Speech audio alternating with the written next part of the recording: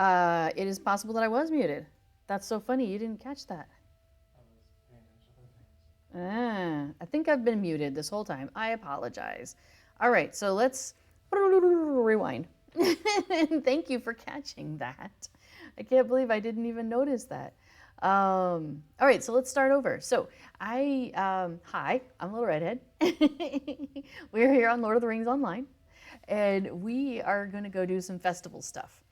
So what I was saying is when you first log in, let's scooch this off to the side for a moment. When you first log in, a quest will pop up for you. Actually, I should say, can you hear me now? Excellent. Hello to the chat. Wow, that's so funny. I was muted. I have a checklist, and somehow I just skipped right over that today. Okay, so I have, so when you first log in, when a new festival pops up usually, hey, Tulipani, there will be a quest that will pop up. In this case, it says, Fall Festival is here. What I have done is I have checked here, always accept automatic quests. And the reason why I do that is like when you're running around in landscape and like you get one of those auto-bestowed quests that pops up and it's something like, defeat 6 boars. Oh, you know what's funny is if you had closed captioning on, you could have seen what I was saying. Ha! That's why with the muting didn't catch. Okay, so anyway, it's like defeat 6 boars. And 3 boars in and you're like, oh, dang it, I didn't accept that quest yet. I should go do that. So then you've got to, go back and repeat kind of some of what you've already done. So I have it automatically accepts those quests that pop up for you. So when you have these festival quests, it's basically an accept it and then finish it. So I've already accepted this quest, so it's already in my stuff. And now it just wants me to advance the quest. So if you don't have your stuff set up like that, it'll be a 2-part thing to accept this. For me, it's just a 1 part because I have it automatically accepting the quest.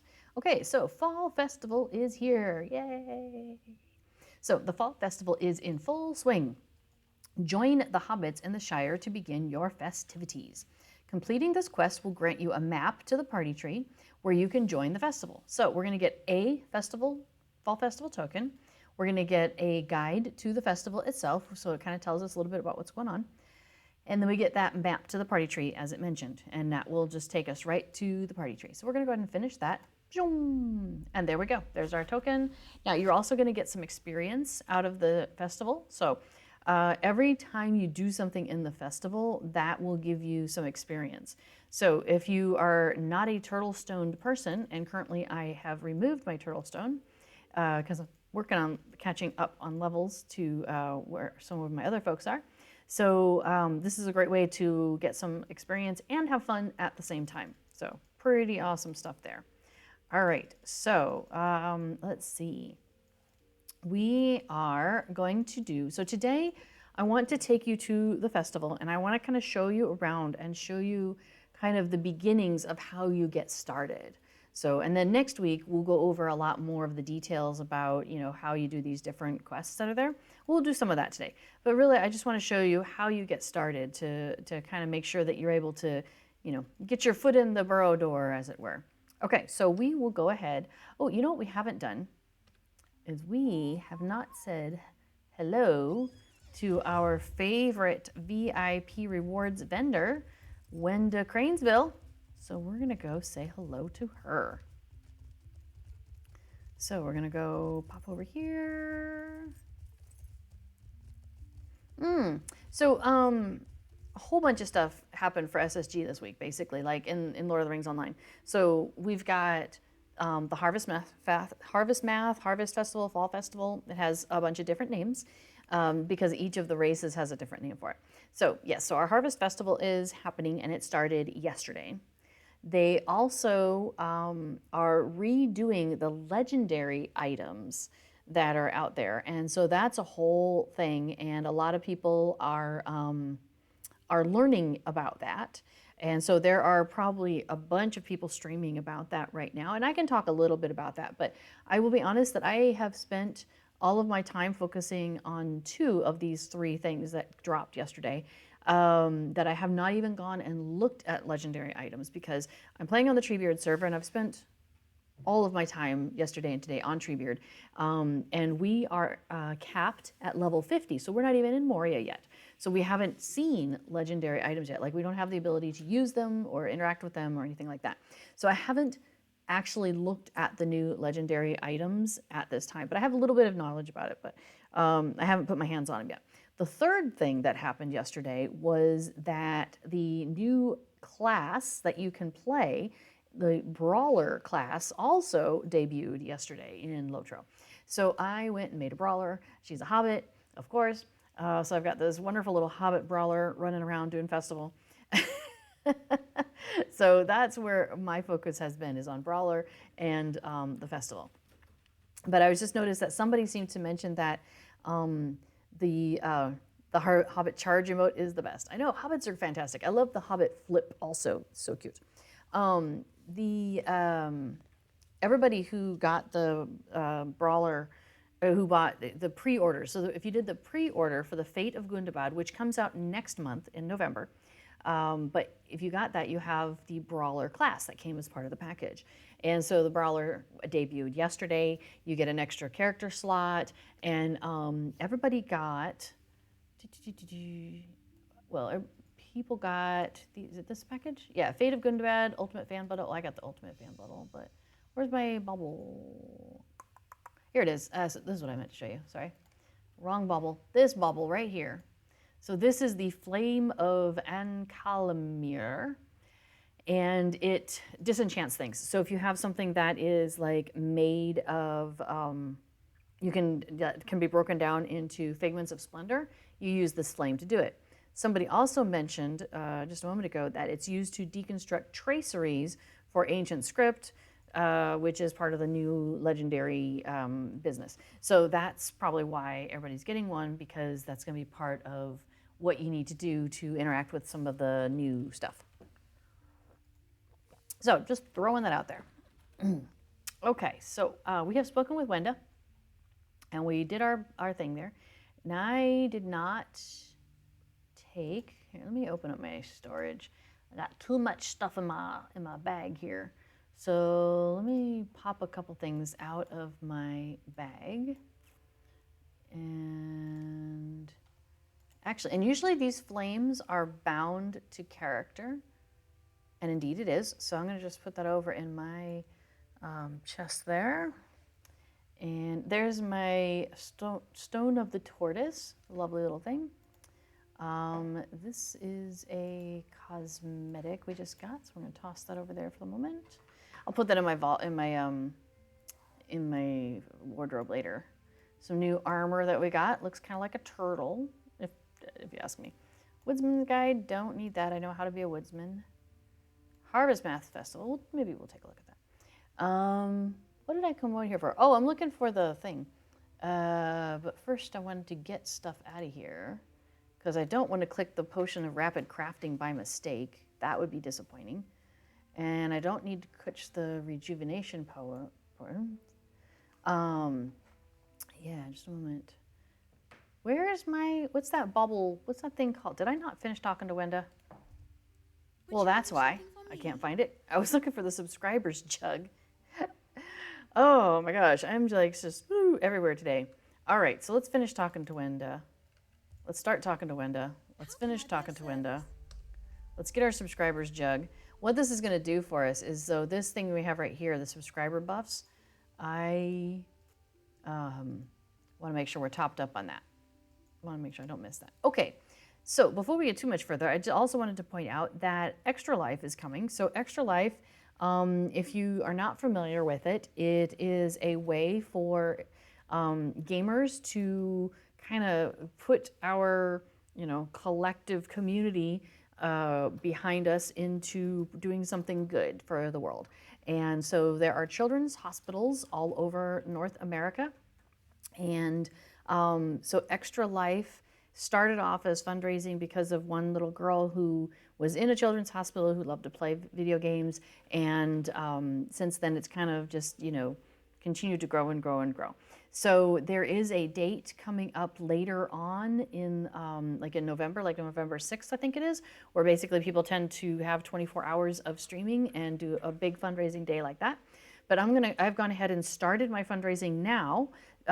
So you can see over on the side here, I'm pointing at it with my arrows and with my fingers. So there's some extra life information there. So the team, I am on the Standing Stone Games team. So that includes the folks who are in Lotro and folks who do DDO, because those are the two games that Standing Stone does. And the team overall is trying to raise $20,000 for Children's Hospital, and everything is going towards Boston Children's Hospital because that's where SSG is headquarters, is in Massachusetts. So I went ahead and decided to go ahead and just join in with that. So anything that is raised through people donating because of my stream will also go to that Boston Children's Hospital, and I will say thank you very much. So currently I am, and I just started, like this just started 15 minutes ago. So for me at least. So SSG has already raised 7,000 out of 20, and I am hoping to raise $250 over the next month or so. So if you have it in your hobbity heart to donate towards the Children's Hospital, I will gladly be a conduit for that. So, well, look at that. Hey, and we got a donation. Yay! Thank you so much. It doesn't show me on there. Oh, does it say? It just says total time played, amount raised. Oh, up there. Aww. Look at that. Why, thank you, honey. I appreciate that. What a good cause. I know, right? Yeah. And I was doing a little bit of research on them, and they don't turn anybody away. So it doesn't matter what your financial situation is as a child or as your family with a child who needs to be at a hospital. They apparently do not turn children away, which is like, that's amazing. So good for them. All right, so yeah, so if you want to put something behind that, that would be awesome. Also, it hasn't been announced yet, but SSG will, every year they do something where, you know, you donate, and there's some things you can get in the game, or, you know, they'll throw in some benefits. Last year, I wasn't streaming for, and I wasn't doing the fundraising, so I gave last year, and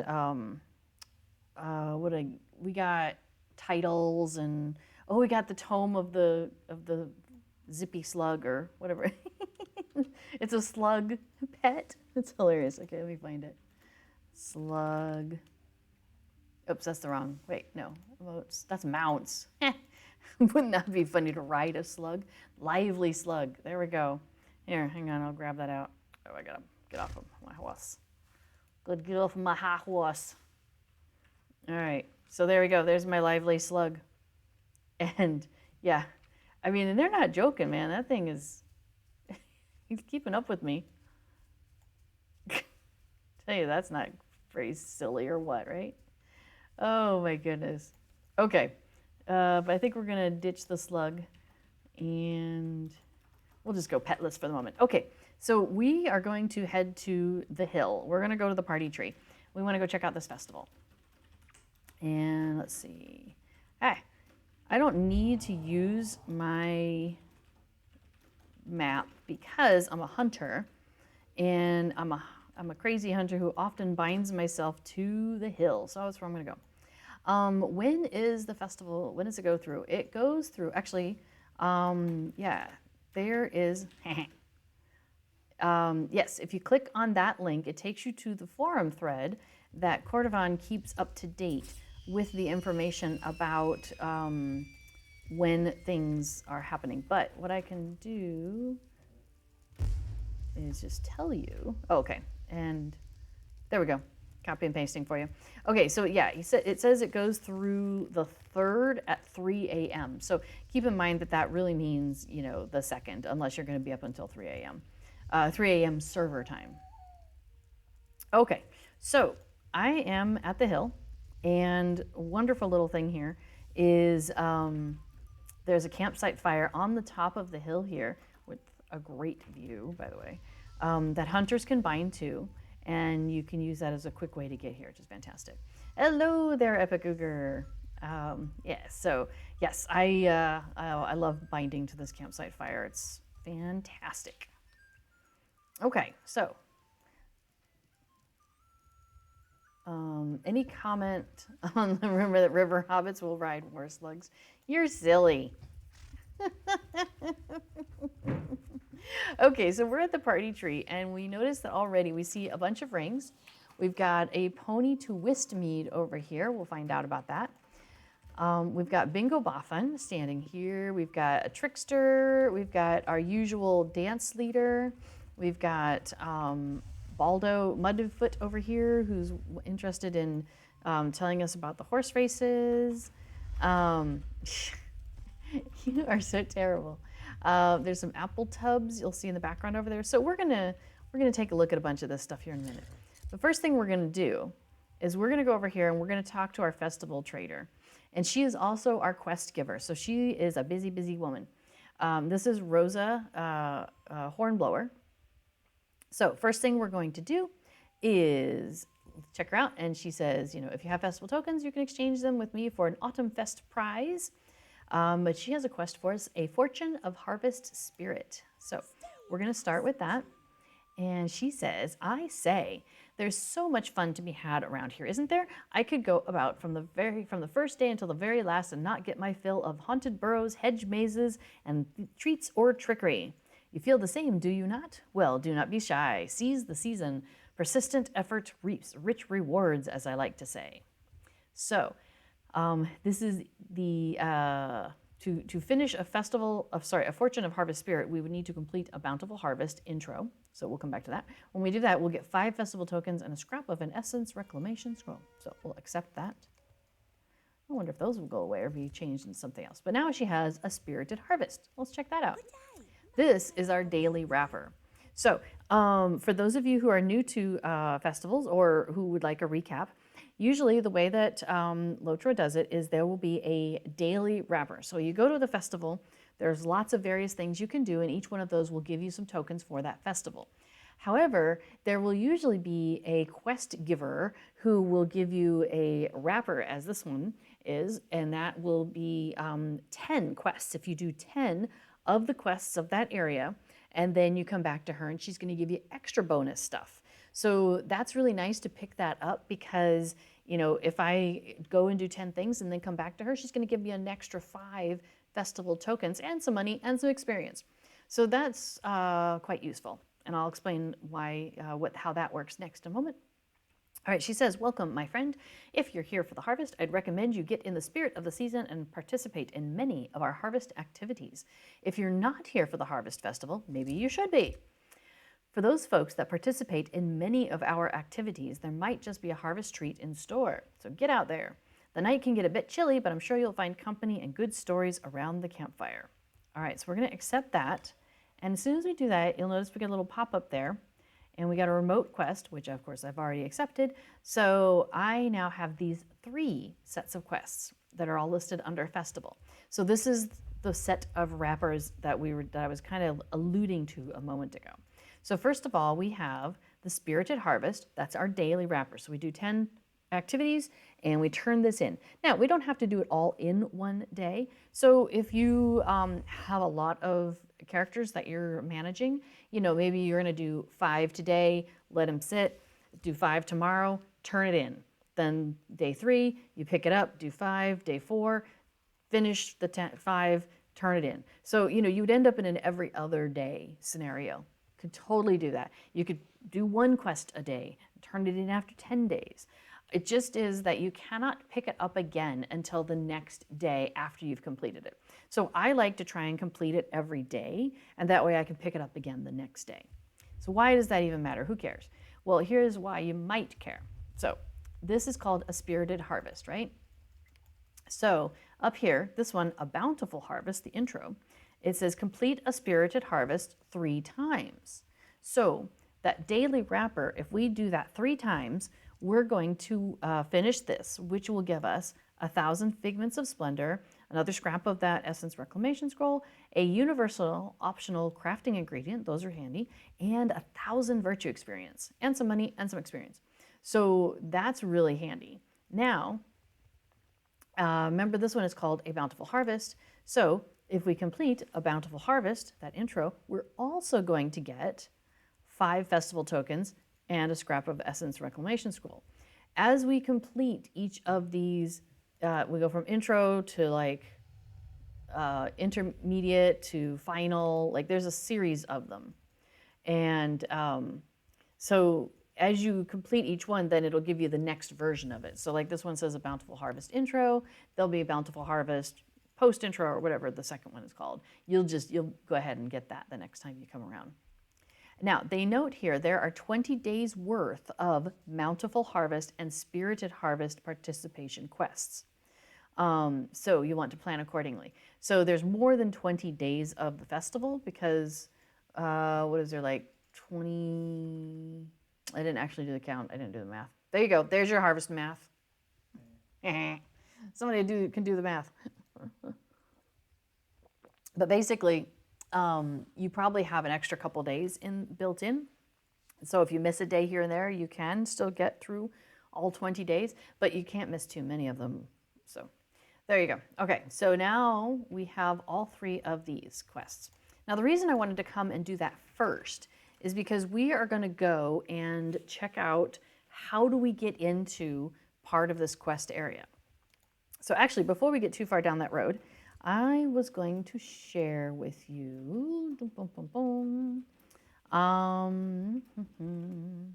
So Fibro Jedi has a great guide.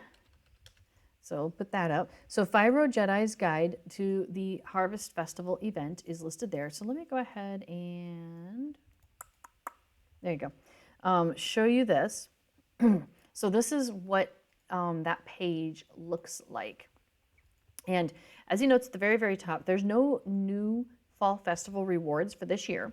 I'm guessing they were pretty busy with, prepping Gundabad and getting the Brawler out and changing up the legendary stuff, that they did not add any new stuff to this.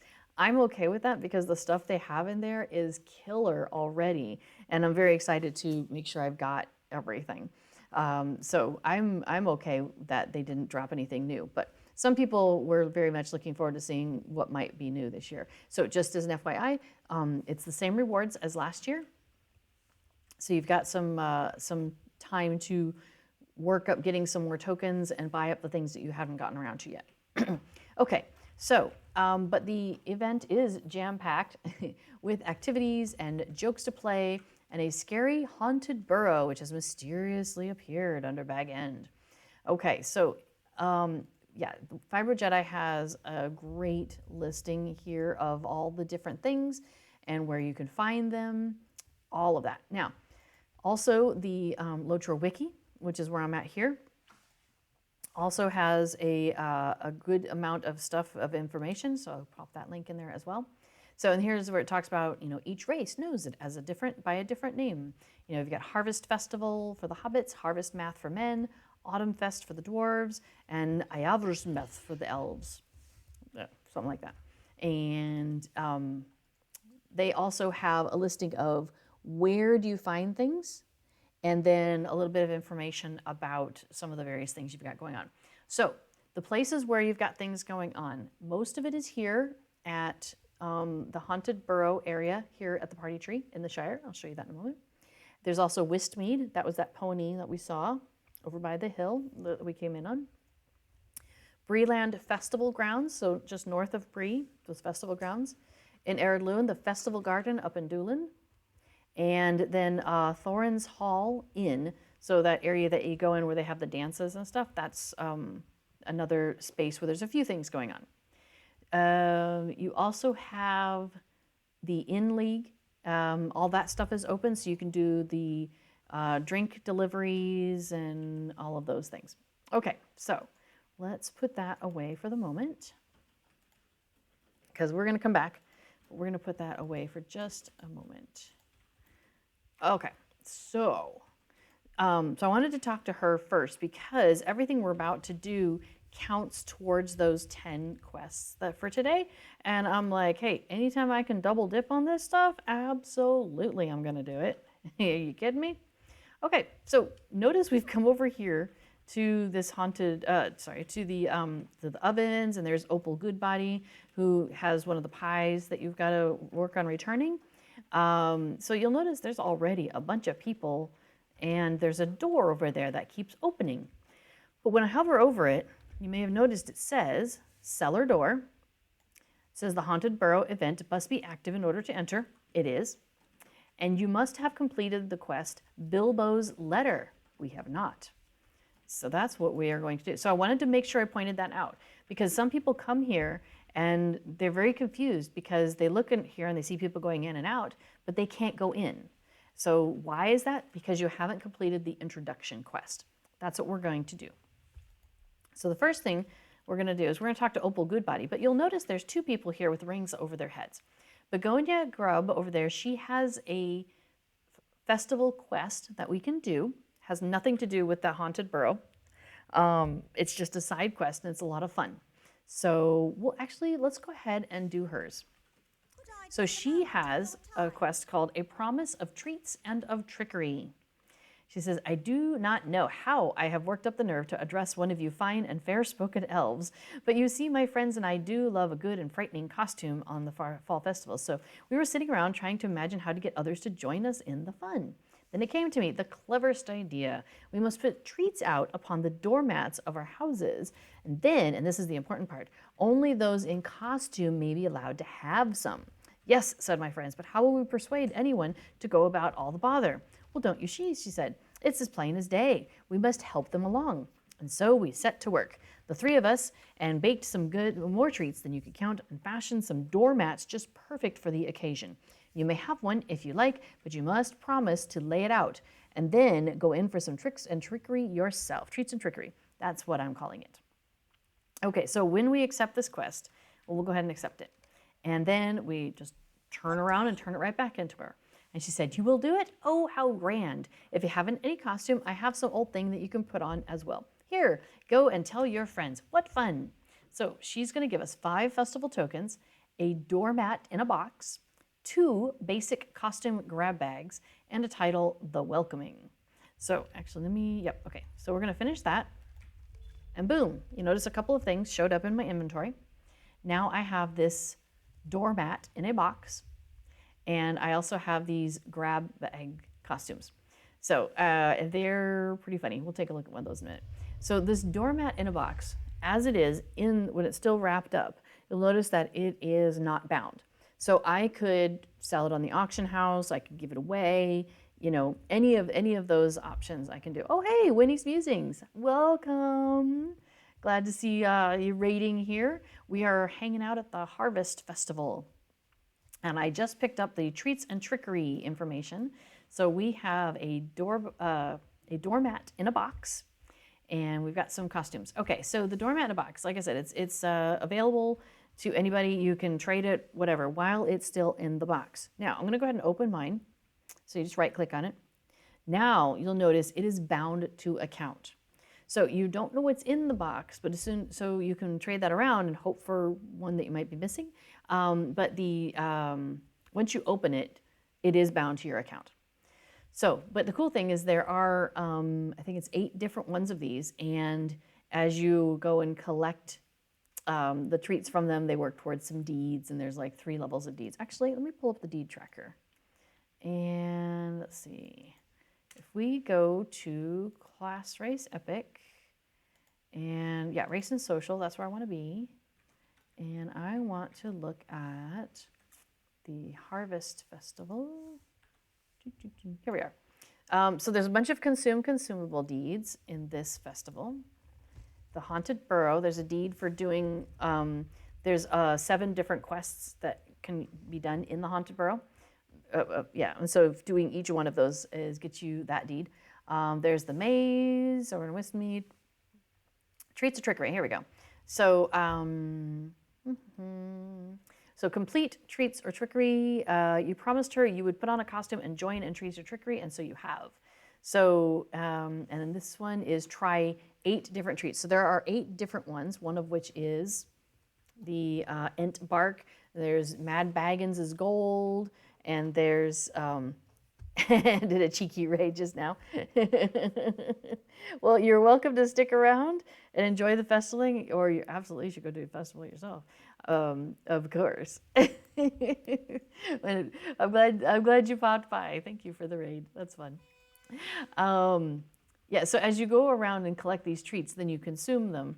And once you've done one of each, you get Sweet of Tooth, the title. The deed is called Just a Taste.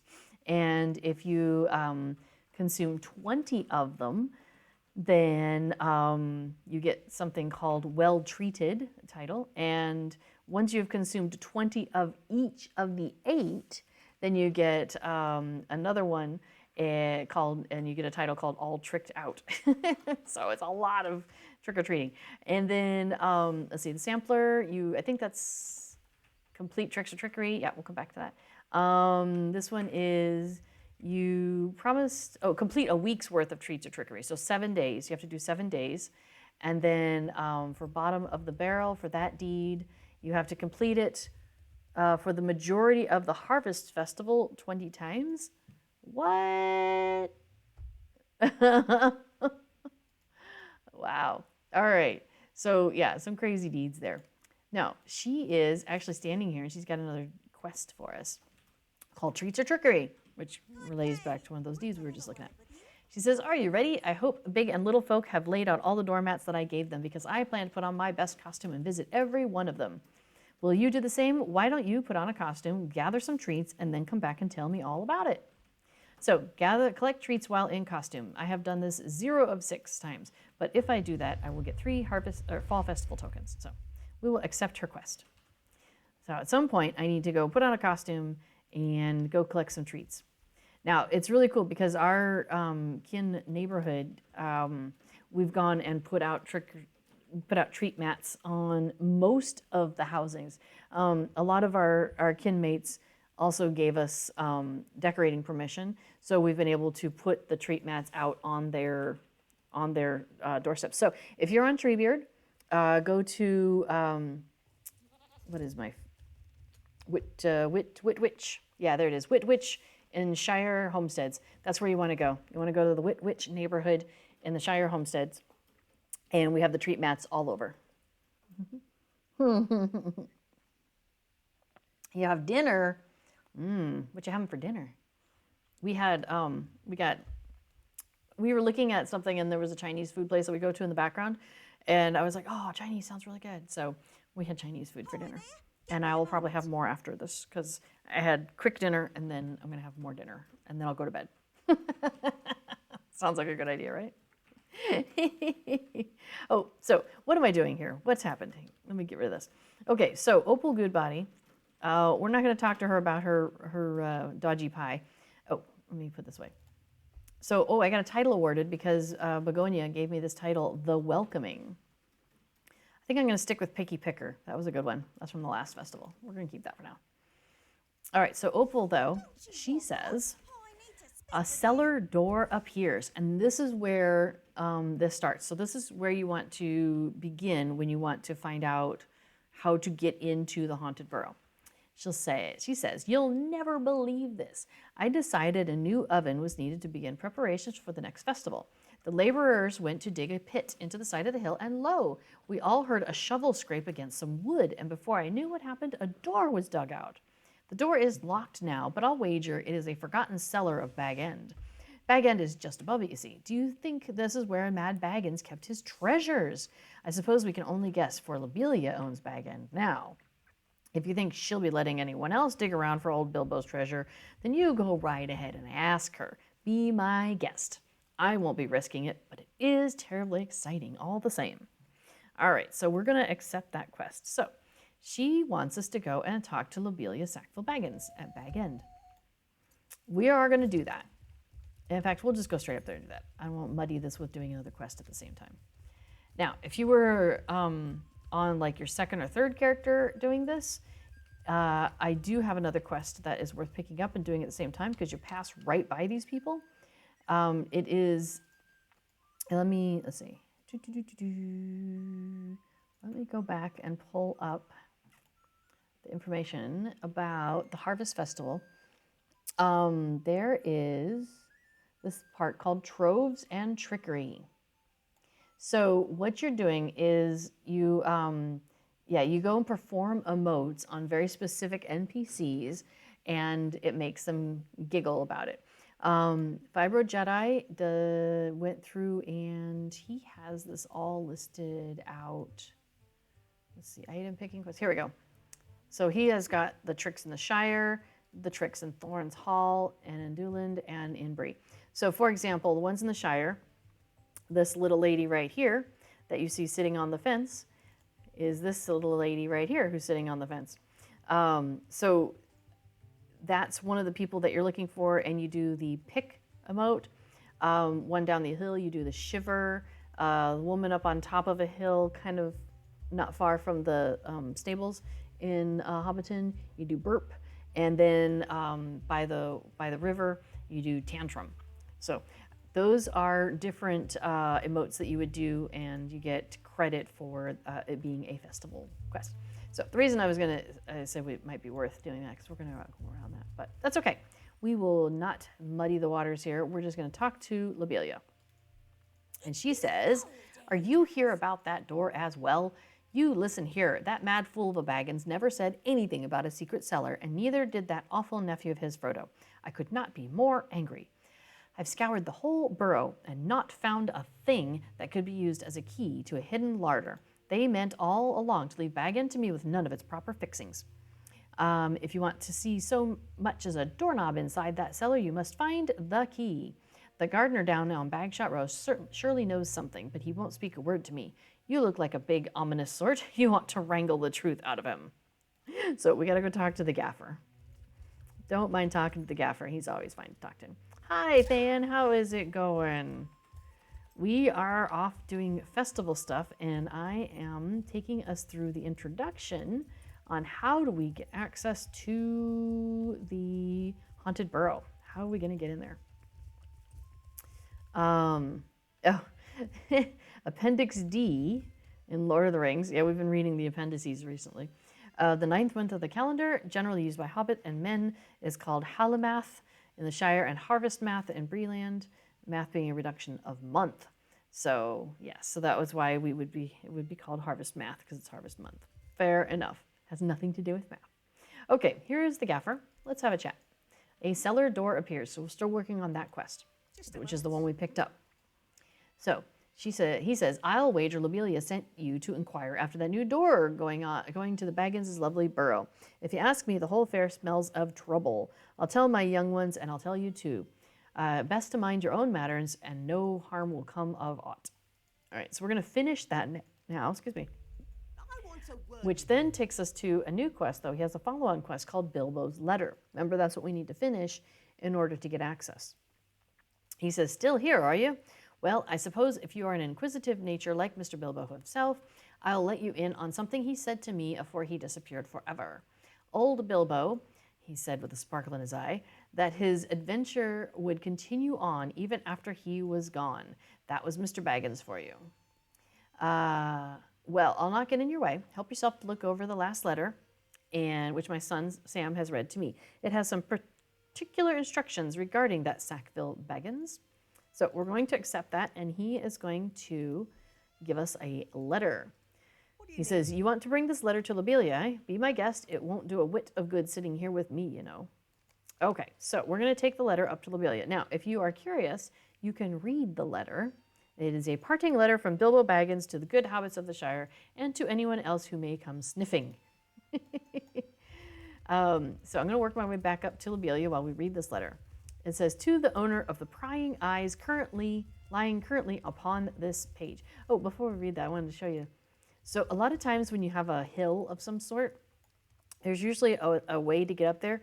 And if you're at the right angle, at the right distance, sometimes you can see it. So like, for example, to get up from here where the party tree and everything is, if you wanted to get up to where, up to Bag End, up at the tippy top there is a slope there, which then there's a slope there. So I could go out to the road and come up that way, but that's another way, a little shortcut. so we're going to take that. Okay, so let's read through. So, to the owner of the prying eyes lying currently upon this page, I write this and leave it in the care of Hamfast Gamgee, my respected groundskeeper, on account of any unexpected findings on my estate after I am gone. I am Bilbo Baggins, and I was the proprietor of Bag End before I moved away. Bag End was then left to my heir and nephew, Frodo Baggins. If he is not there any longer, then I expect a Sackville Baggins has got hold of my dear old burrow. I left a nice present for Lobelia when I went away, the silver spoon she admires so greatly that she acquired a great deal of that collection before it was properly bestowed to her. But in all likelihood, that was not enough, so I expect she is in possession of Bag End now. Surely the whole burrow has been scoured for the fabled prizes of my adventures with the dwarves many years ago, but I pride myself on not being so obvious as to leave any such treasures out and about where nosy relatives can easily get their hands on them. Bilbo is quite verbose. Of course, please do not presume that I deem such noble inquirers undeserving of rewards, for that is not the case at all. I just prefer to make the reward sweeter yet by giving the visitors of Bag End an adventure of their very own. I assume that you are inquiring after the burrow's cellar. The door to the cellar was installed shortly before I left with the help of the dwarves and comes out the side of the hill, but I do not think it will appear under the hillside until the hillside erodes in a few years, or perhaps when there is some digging, when Bag End's properly must be expanded to suit Lobelia's many needs. If the door is to be unlocked, you must ask Lobelia if you may borrow one of her spoons. An adventurer's treasure may be found within, but so shall an adventure. Hope you like my little project. Happy adventuring to you all. Yours, Bilbo Baggins. All right. So we are going to give this letter to Lobelia.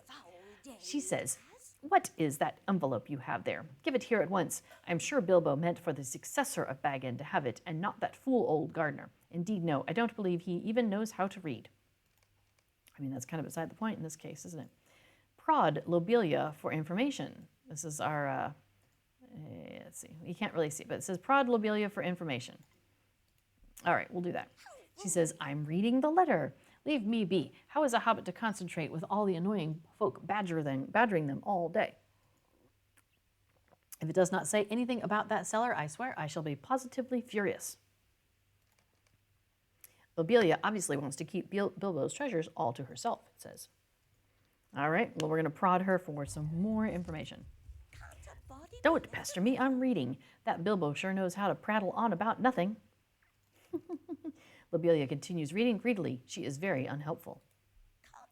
"Shoo, if you don't leave me alone, I shall report you to the authorities."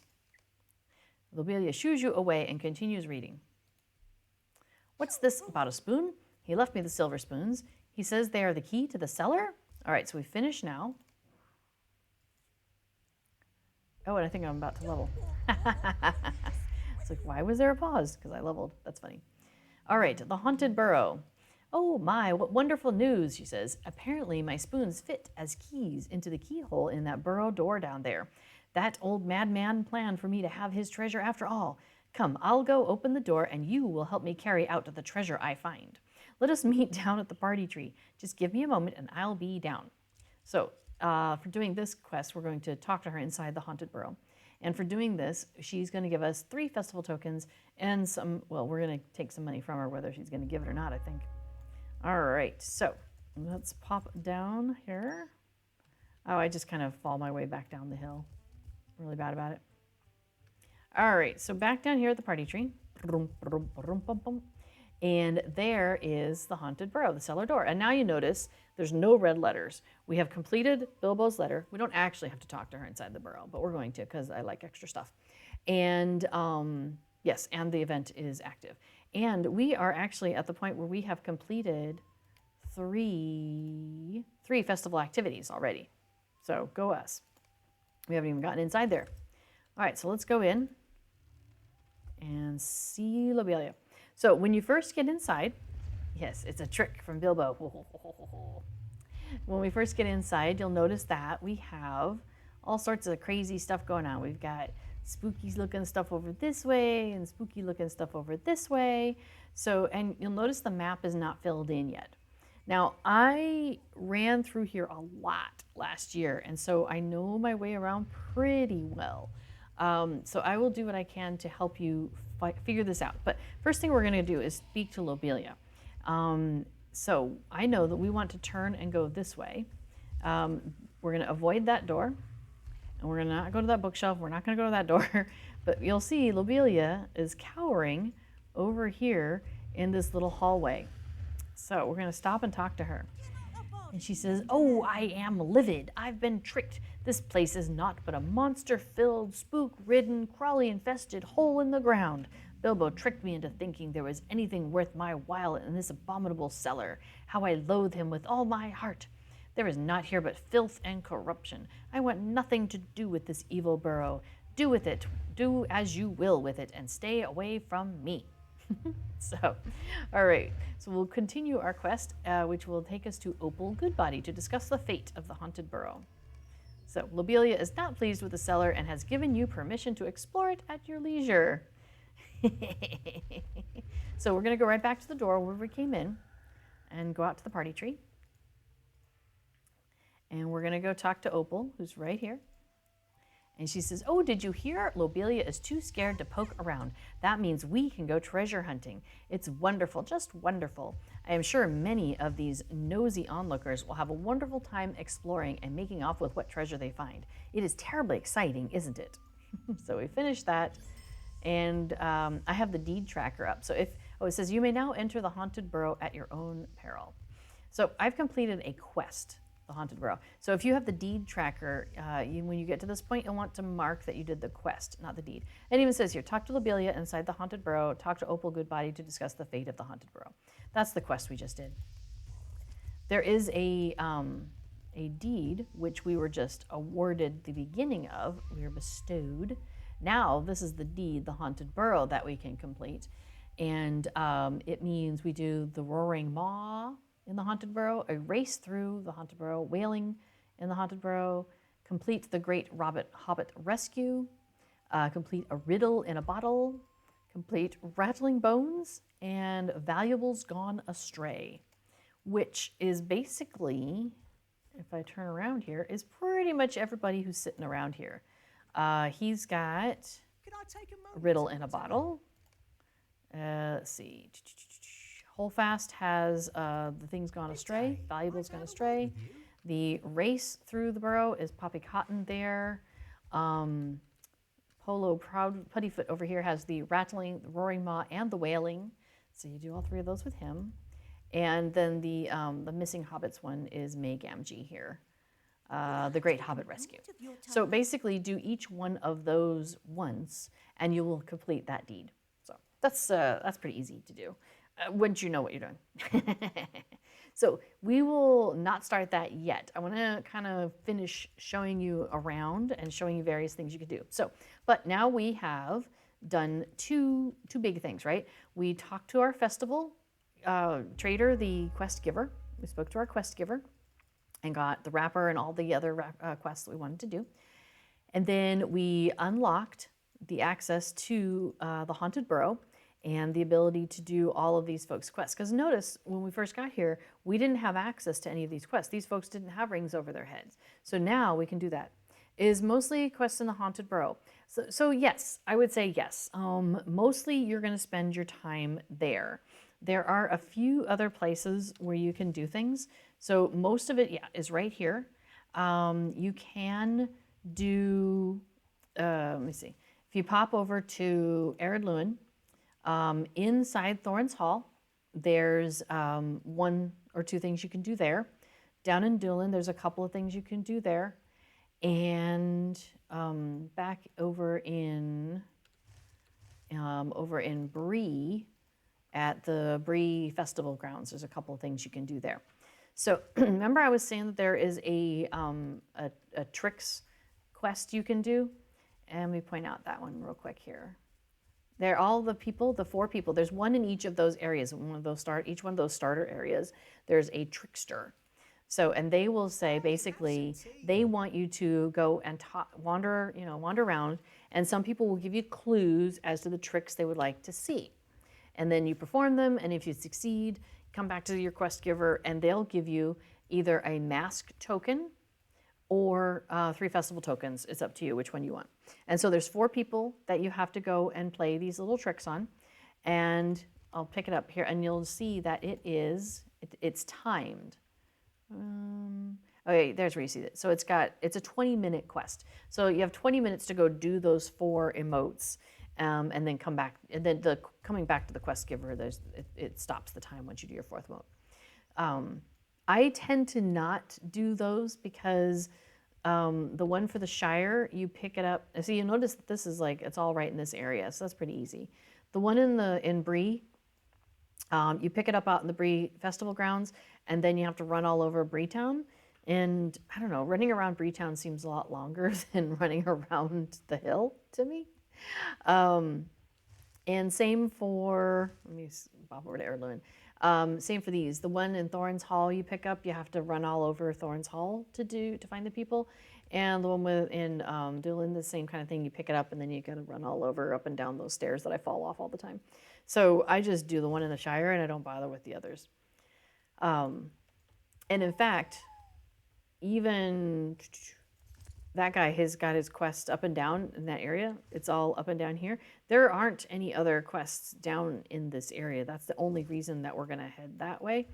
Well, there's one other thing that sends us that way.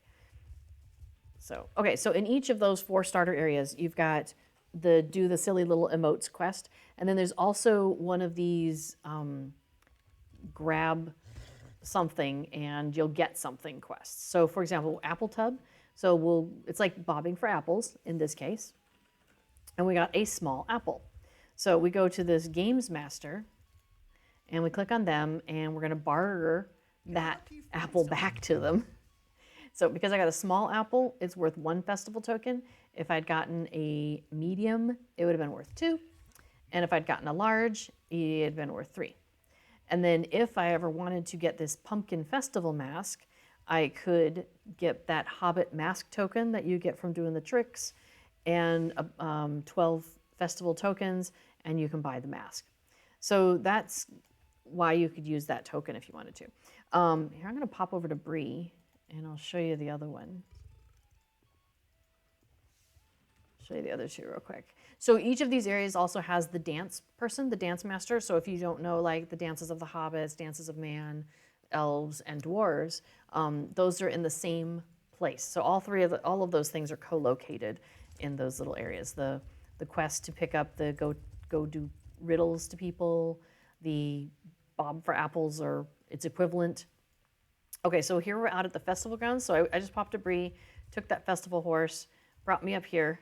No pie eating contest. Okay, so we have, there's the dance leader. Here's our trickster. So, you know, if we talk to her, she's like, go around finding people to trick throughout Breetown. They'll tell you something and you have to do your best to act it out. And then if you complete that, you come back to her and you can either get a man mask token or 3 festival tokens. So if I were to accept that, you'll see it's like all over the place through Breetown. It's like, oh my gosh. But we could also do the equivalent of the bobbing for apples, which is pick a pumpkin out of this pumpkin patch. So there's 2 patches. You just click on one. It doesn't matter which one. It's a random thing. I got a small pumpkin. Hey, lady, how would you like a small pumpkin? So I'm going to barter that back to her and get a festival token. Oh, I got to click on it. There we go. I give that back to her. And then if I wanted the beaver festival mask, I would do the go get a man mask token and get the fall festival tokens. So let's go back over to Bree here, and I'll ride over to Callendham and on up to Doolin, and I can show you where those are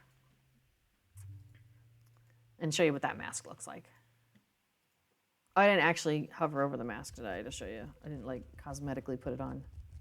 I'm not really big on the masks. Yeah, I'm not really big on the masks. But yes, mostly in the Haunted Burrow. When we go back to the hill, I'll show you there's a horse there, a pony, and it takes you to Wistmead. But those quests aren't open until you talk to Bilbo, Bingo. And I would say you'd probably want to do, we'll go back to Bingo. But yeah, so there's another area that's kind of a haunted-ish area. Let's see, we want to go up the hill. Thank you. We're going to go up the street here. I'll grab a drink of water. So now the rewards that you can get during this festival, there's some pretty cool stuff. There's some great cosmetics, and especially last year's cosmetics, so good. But even the stuff from before looked great. And then there's some housing items, and I was just over on the D&Co Demu website earlier today taking a look, because they, on their website, they list out all of the housing items that you can get in Lotro. And so I was just kind of taking a look because I couldn't remember what it is that I wanted and didn't want. So it is a very lovely mug. They were doing a donation pledge kind of thing 1 month, like August, I think. And so I joined in on their campaign, and they gave me a mug. Yay! Totally worth it. I'm so very happy to support them. They are such a fabulous resource. Them, so D&Co Demu and Fibro Jedi, definitely very happy with the amount of work that they do to support the Lotro community. It's amazing. Oh, can you pop the D&Co link in the chat? That'd be awesome. Okay, so here we are in Doolin with our snazzy LV people. And it starts with EN dot, because it's for English, if you want the English version, which of course you do. Yeah, just the web link would be great. Okay, so if we go over here, we've got our dance leader again. So Dances of Elves. This is our, oh, that's our horse race person. We're not worried about that. We'll go ahead and grab that because eventually we'll do the horse races. But here's our games. So we can search for a scroll. That's what the elves are having us do. So we search. We got an unimpressive scroll. Ah, well. And so that gives us 1 token. So that one's not very exciting, right? There we go. Thank you. Oh, did I already bartered it? Okay. And then this is, they have a rabbit mask, so it looks like that. Like, these are just the weirdest things. Okay. So, you know, and you can do this once every, let's see. Oh, I have an effect. So, yeah, this festival is really interesting. It basically puts effects on you for the various things that you do. So for example, I did the apple bobbing. I can do that once an hour. I have the effect of pumpkin picking and so on. So you can see it's kind of cute, right? So we've got our apple bobbing, we've got pumpkin picking, we've got the scroll searching. And then inside the Haunted Burrow, there's 4 different chests we can look at, 3 of which are also on a 1-hour reset, and then one of them which is like a 24-hour thing. So that one will take us a little longer to get back to. What is going on? Oh, there's been some problems recently with some lag in the game. I think I may have just hit a, yeah, we just hit a freeze spike. That's okay. Yeah. It's okay in Mickle Delving? Awesome. Yeah, it does seem to be not everywhere, because like the other day, some people were saying in World they're having some problems, and we were off in the Misty Mountains and we weren't having any problems at all. So, okay, so then also somewhere in this area, which one's that? Is a person who wants us to, oh, the trickster, there they are. They're hiding in the bushes. But basically, if we were to pick up their quest, they're going to send us around here to do tricks for the various elves in the area, and we would have access to that goofy mask that I showed you before. The oh, I've moved, so I'm too far. All right. Well, as soon as we come back, so we're not going to pick that up because I'm not going to do it. Oh, but you know what? I just noticed that the one in Bree, at least you get like 40 minutes to do the one around in Bree, as opposed to the one in the Shire, which is 20 minutes. Because the one in Bree, you got to run around a lot. Like, oh. I don't want to.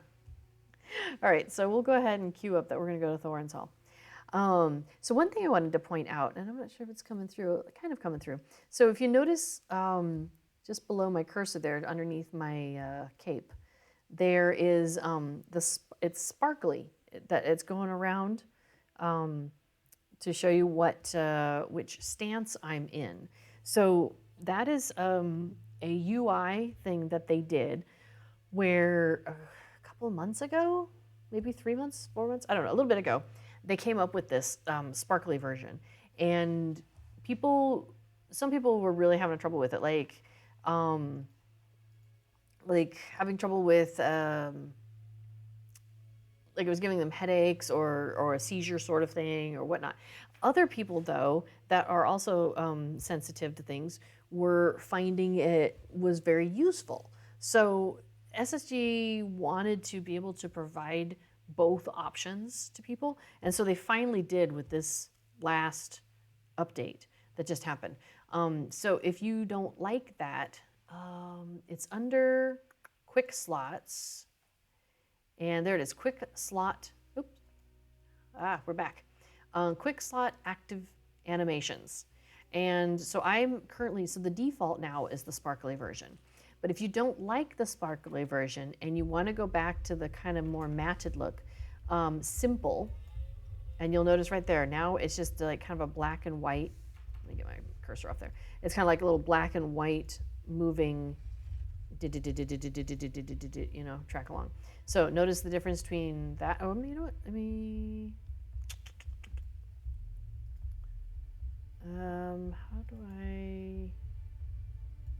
I'm on quick slots, so I want to make it big. Oh, it's probably UI. Let me make this, I was gonna make this big for y'all, but you know I'm gonna lose track of how big I had it. All right, quick slot bars, I have it at 0.91. Okay, so that's not ideal. I want the ones at the bottom to change, not those. Oh, I don't want to save. It moved my bars up. But it's going to make it bigger so you can see. All right, let me try that again. I want to show you. I definitely want to show you. Okay, you know what? Because I'm going to have to muck these out anyway. So let's click something. All right, are you able to see that? Oh, toolbars. All right, well, are you able to see my little piggy over there, my battle-adorned pig, how it's kind of going in a dotted line around him? So if I switch it to, if I go back to quick slots and switch it to, from simple to default, so notice how it's kind of like a marquee now. So I just want to make sure everybody got to see the difference there, and so you kind of have an idea of what your options are. Because there's been a lot of conversation about that. A lot of people are like, what? You know, so it's a really simple change, really easy to find. Yeah, you should be able to just pop over there, move things around. So don't freak out. You can do it. And then I'm going to put my bars back where I like them. So let me do that, and then I got to put this back up in the corner. All right, there we go. That's control and then the backslash if you ever need to move that around. So, okay, here we go. Oh, hey, I mean, you're cute, but I think you can go. All right, let's go in. Okay, so we're up in Thorns Hall now. So this is the 4th location where you could go and do random things. So you come in the door, and then you just make like a U-turn, and it looks like you're just going right back out the door, but you're not. That's not. Where can you get the treat doormats? Oh, yeah, I will show you. We were just there, so we'll come back to that. It's back at the hill. So you'll want to go and go back to the hill, and there's a quest, and she just gives it to you. All right, so here we're doing this Bob for Apples, open a box of geodes. Well, look at that. We got a pristine one. That sounds good. Ooh, that's worth 2 tokens. What's the big one? Big one is a faultless geode. All right, excuse me. We're going to give him this geode, and he's going to give us 2 festival tokens. And if we wanted to, that's the mask that you can get here. Yeah, I'm okay without it. It's all right. So here's the trickster for this location. You go around the hall trying to please different dwarves with your tomfoolery. And so that would take us, it takes us all over Thorns Hall. It's very silly. And let's see, what do you get for that? You get 20 minutes. So I guess they think wherever it is, it's not too far. And you'll notice you've got, your Ale Association folks, and you've got your in-league folks down here. Actually, let's see. I'm thinking, yeah, if I go into Thorns Hall, it won't actually show you. Yeah, at the party tree. I'll show you. I'll go back there in a second.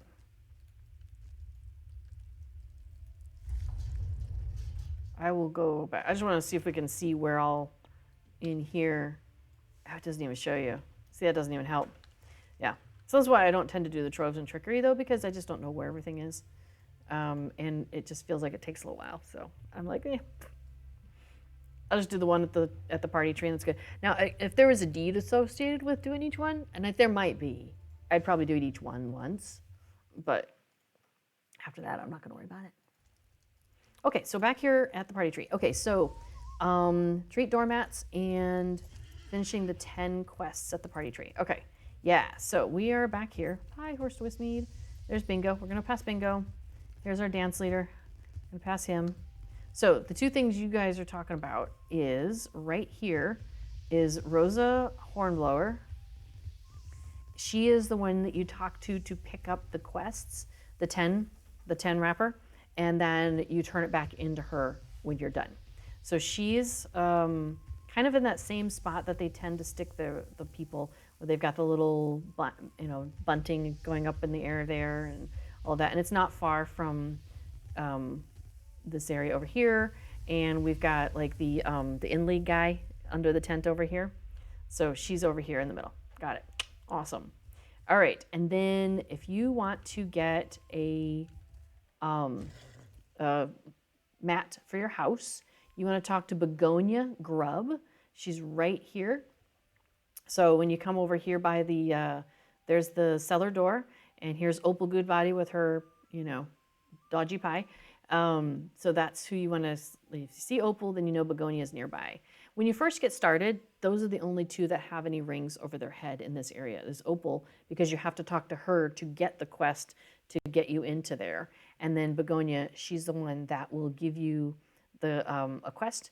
And when you finish it, she'll give you a basic costume grab bag. She'll give you 2 of those. That's how you get the silly costume that you can put on to go around and do the trick-or-treating. And then there's the treats doormat. You'll get a box. It's very shiny and pretty. And when you open it, it gives you 1 of the 8. Now, say you wanted to buy more, though. Maybe you're like, I don't have the one I'm looking for. I got more to go. You can come over to this guy. Let me slow that down just a little bit here. Sorry. Here's Begonia. Behind him is Mogo Brace Girdle. He says customer. So if we go and look at what costumes he has a whole bunch of really cool costumes. I'll show you in a second. But he also has the doormat in a box. So you want to buy one for a friend. You want to buy, you're trying to find like that Mad Baggins's gold, something like that. You can continue to buy them from this guy for 24 festival tokens each. But you get 1 for free when you do the first quest. And if you want more of those silly costumes, you can get more of them, and they're just 1 festival token for a pack of 3. So the silly costumes being, here, I'll put one on. So let me open up my inventory again. So these are a time. They last for an hour, I think. And there we go. There I am in a costume. There's I think I'm supposed to look like an orc. But, let me get rid of this stuff so you can see me a little better. It looks kind of punk rockish to me. I don't know. It's funny. It's very spiky. Maybe I'm supposed to be like on a Mad Max thing or something. So if I want more of those costumes, I can buy a pack of 3 from this guy for a 1 festival token.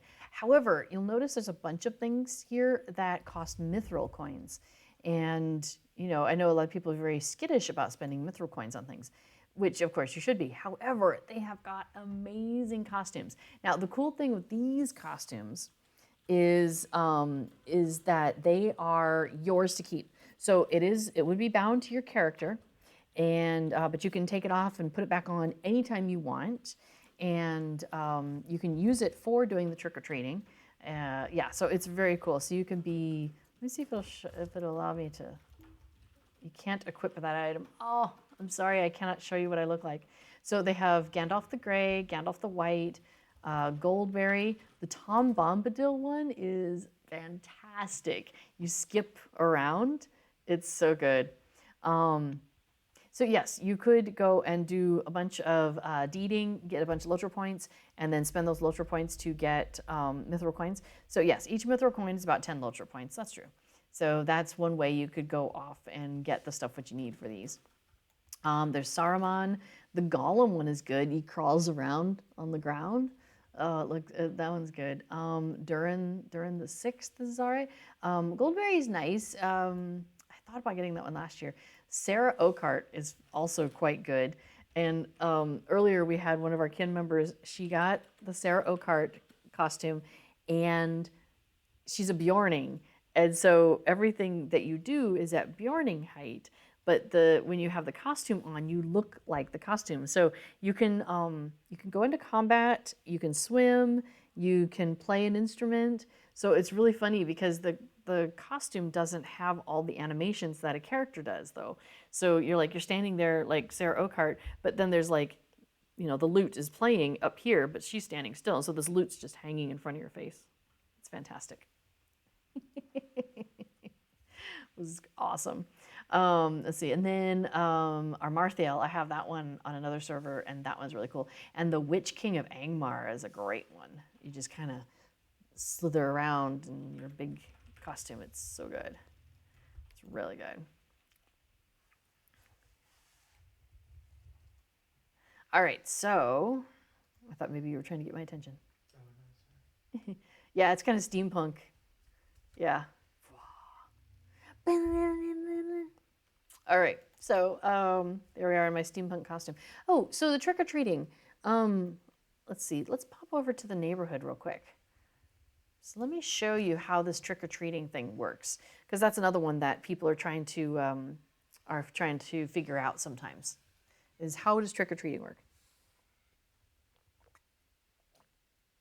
All right, so I've got a costume on, as you can see. Now, if I wanted to, I can push this button here and it will remove the costume. However, these are one-use costumes, these ones that come out of the grab bag. So you kind of want to, budget your time there, because once you've got it on, you kind of want to do as much trick-or-treating as you can. Okay, so here I am. I have a costume on. I have gone up to somebody's house who has a trait. This is the Licorice Twists. And it does say on there that it is a decoration. It's a doormat. It requires wearing a costume. Cannot use the effect, don't be greedy. So that's another one of those timed effects. We're going to have that on us in a moment. You must have completed the quest, A Promise of Treats and Trickery. I have. So a note attached to the edge reads, for costume wearers only, no trickery, no treats. So we are wearing a costume, and we currently have the quest to collect 6 treats while we're in costume. So we're going to just walk up here and we're going to click on it. We're just going to right click on it. And now I have collected a Licorice Twist. Neato, right? Let's get these out of the way. Okay, so now I'm going to go wandering off with my Licorice Twist. And let's see if I can find something else. Now I know I can, because this is our neighborhood and we have a lot of the treats out.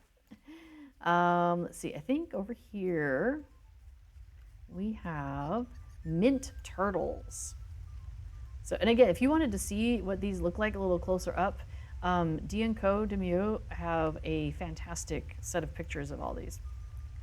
Oh, we just got into Moria finally. Nice. Now, a nice thing is that even though I'm in costume, these grab bag costumes, I can get on a mount. On the other costumes, you cannot. The ones that you buy that are permanently for you. Okay, so now, I'll go grab a jam tart while I'm here. Now, it doesn't dismount me. It used to. That's convenient. All right, so you notice, though, I've got some effects going on up here. It says, don't be greedy, jam tarts. Leave some for everyone else. Duration 3 minutes, and it's currently counting down. It has 2 minutes and 45 seconds to go. So if I were to go back and try and grab another jam tart, see, it says, it's got red letters on there now. Cannot use with effect, don't be greedy, jam tarts. Each one of these 8 has a different don't be greedy. So you can go around basically and work on collecting the 8 and then just circle back around again. So here's a marshmallow. So we'll collect a marshmallow. See, I'm just going door to door, grabbing stuff. There goes somebody. There's some apple goblins. Nom, nom, nom. All right, so what do I have so far? I have 1, 2, 3, 4, 5. We know that there's 8, so I'm missing 3, right? Let's see, what do you have? You have Ent Bark. I think I already picked up an Ent Bark just a minute ago. Oh, nope, maybe not. Well, let me grab one of those. Oh, I did before. No, that was Licorice Twist. Now I have Ent Bark. So I'm missing Honey Bears and Baggins Gold. I know where I can find those. Because I went around and I was making a list of where things are in the neighborhood. So hang on, I used my Lotro pad, which is a wonderful little plugin. Just take notes in game. And I wrote down like every single house in our neighborhood and which treat mats are on there. Now there's a couple of people in our neighborhood who aren't in the kinship, so I'm hoping that they will partake. One of them hasn't logged in like 2 months though, so I'm like, oh, I wish I could just take their house. But oh well. Anyway, so here's the Mad Baggins' Gold. So we're gonna get a little bit of that. So you just got into Moria finally. So you hadn't been into Moria before, huh? It is really fascinating. Like, it's amazing, the detail and the scale of it. And oh my gosh. Where am I in just in Hobbiton? Oh, you're talking about where I'm collecting treats? I'm in the neighborhood in Whitwich. Yeah. Did the Legendary servers get the new LI system? Not exactly. I've heard that drops are happening. So like somebody got a Hobbit gift today and it had had like a tracery in it. So anything that is dropping is changing, but I think we haven't gotten to the legendary items yet. Like we don't have the ability to go do the quest to give us legendary items yet. Oh, that's one of our non-kin people. Ooh, what? Honor does? Oh, sorry, legendary service. I just think about me. There's only one. It's Treebird. It's the one I play on. Okay, hold on. I know we've got the bears here. Hang on a second. It's over here somewhere on Brookbank. 1 and 3 Brookbank have the honey bears. Aren't I on Brookbank? Oh, I'm on Chalk Road. Oh, that's why I'm on the wrong road. Hang on, let me zoom over here. Okay. You were going to try them out, but your account got hacked. Oh, no. Yeah, that's pretty bad. People have, yeah, the hacked stuff is crazy cakes. Okay, so now I've gone and collected honey bears, and you'll notice that these effects are starting to drop off because it's been 3 minutes on some of them. Like, yeah, it starts to blink and then it goes away. Like this one's got 10 seconds, 8, 7, 6 left. Okay. Oh yeah, Moria is just, it's amazing. I get lost in there, and because the 3D nature of things, like basically I'm like, I'm here, I want to be there, so I'll just go that way. But no, you can't. You have to like go down and go around and go over here and go back this way and come through here so you can get over to here. And in that there's a lot of like, oh, and then go over here and then get to there and then up to the here and over to here. So yeah, each time I go in there and do like the questing through there, I get a little bit more familiar with some places. Like there's one place to collect like ore or something, right? Or something like when I go in there with a character and I'm like, I think it's wood and I can see it from where I'm standing, but I just can't figure out how to get there. I think I finally figured out how to get there. Like that one thing, I've just figured out that one thing, right? So slowly my experience in Moria is getting less and less fraught with frustration for me because of not getting lost as much in there. So, yeah. So what I do is I take somebody who is very good at three-dimensional stuff, sitting next to me over there, and I have him kind of take us through. So that helps. And then, like I said, each time as I go through, I get more and more familiar with it. But yeah. Now there are some guides and some information out there, but also you can just ask. Yeah, right. Oh my gosh, think in multiple dimensions. That's the hardest thing. So legendary servers, there's 3 of them. There's Honor, which has been around for a little while, and they're like level 105, 115. Okay, they're up to level 115 now. So they're a little bit, I started playing on there and then just they got so far ahead of me I couldn't keep up. So, and then there was also another one, there was like an overflow for Anor called Ithel, and that was open for a while as well. But they just closed that this summer because it wasn't, like, it had intended to be an overflow to see what happens, and then, you know, to fix it on that after that. Excuse me. And then this summer, like 3 months ago, they opened these 2 more servers. There's Shadowfax and there's Treebeard. And Shadowfax, they are zooming, as one would expect with that title. And here, let me pull this one off.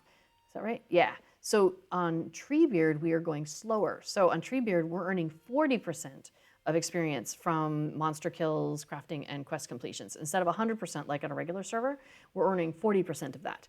And then over on Shadowfax, they're earning 150%. So they're going much faster. So yeah, it's pretty awesome. I'm loving this slower pace that we're doing. And also, Shadowfax and Treebeard started at a level cap of 50. And we're still at 50, and we'll be at 50 for about 6 months total, and then we'll go up. Whereas Treebeard, they're going up about, Shadowfax is going up about every 2 months. So, you like the UI overlay? I'm trying to remember, which one do I have? Oh yeah, because I've got all of this fun stuff. Oh, I know, this is a good one. I'm a fan of this one. So if you go into your options and UI settings, oh, it must be there. And here we are. It's JRR Spirit of Elfwood. Yeah, I love all the little details of the vines and stuff. And down here in the bottom, I just think that's just gorgeous. There's so many. I really like what they did. And then like all the little vines and the dark background, but with the light stuff. There's just enough of it where it's good. You know, I mean, if it was too much more, it would be too dark and it'd be too much. But I really like this. So, yeah.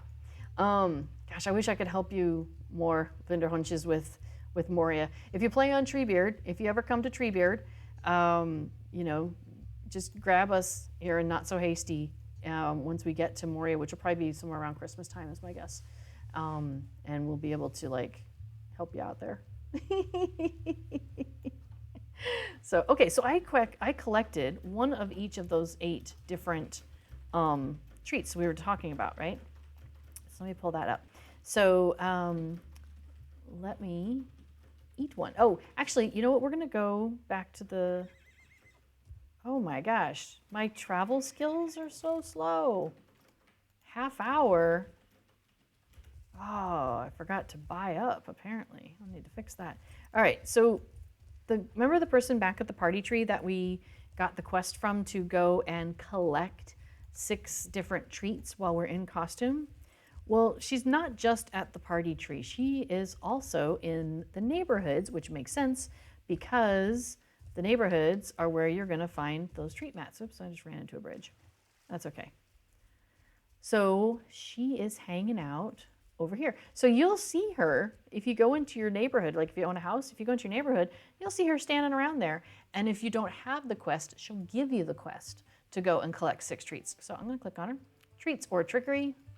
And she says, you did it. Oh, how grand that my plan has come off. Tell me all about it. Which trees did you get? Did you try any of them? I must hear everything, everything. She's such a hobbit, I love it.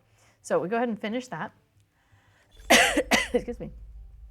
And because I have finished it once, I have completed the deed for the treats and trickery, and it gave me a title, the sampler. So we'll see that here. Title awarded. The sampler, you have gone out on treats or trickery 1 time.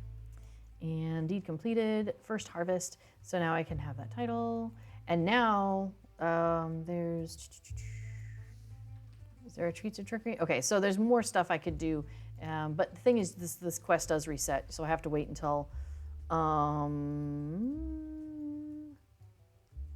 think I have to wait until tomorrow. I think it resets every day that you can do it. Oh, look, I didn't do treats and trickery around Thorin's Hall. Yes, I know. Okay, so let's do another deed. So we're going to nom this honey bear. Based on third-party accounts, oh yeah, they got cute little flavor text. What began as a bit of a joke became over time one of the most Harvest Festival's most prized treats. So notice now there's a list of things there of what I can do, because I just started then by consuming that first one. It bestowed this deed upon me: treats or trickery, just a taste.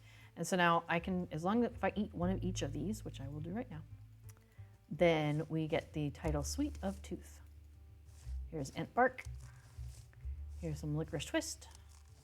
Here's a mint turtle. And a jam tart. And a midgewater marshmallow. Oh. And an apple goblin. Ba-doom! So, another deed completed. There we go. Sweet of Tooth. So now, treats or trickery second helpings deed has occurred, and now I can consume many treats. So once I consume 20 total, starting now, the older ones don't count, then I will complete that deed. So if I want to like pick up another treat because I'm still in costume, I could go and do that. So like, see, I'll grab these apple goblins. I'll nom a goblin. And then now in that deed, oops, that's not the deed. That's not a deed log, that's a deed log. Now I have 1 out of 20 that I've done so far. So I could continue to go round and round the neighborhood if I wanted to. And that's what I usually do is when I put on a costume, is I'll just spend an hour just collecting treats, because then the next deed after that is to consume 20 of each of them. So you kind of find a route and you just go around, and it takes you about 3 minutes to do the route, and it takes 3 minutes for those effects to go off. So it works out perfectly. So you're on Treebeard, but low level. You're on Evernight with your main. Yep. Evernight is where we had our completionist characters. We were doing everything. Oh, nice costume. Yes, you're a cute little bear. It's too bad that putting on things that look like a costume in the game don't count as a costume for trick-or-treating. That'd be kind of cool.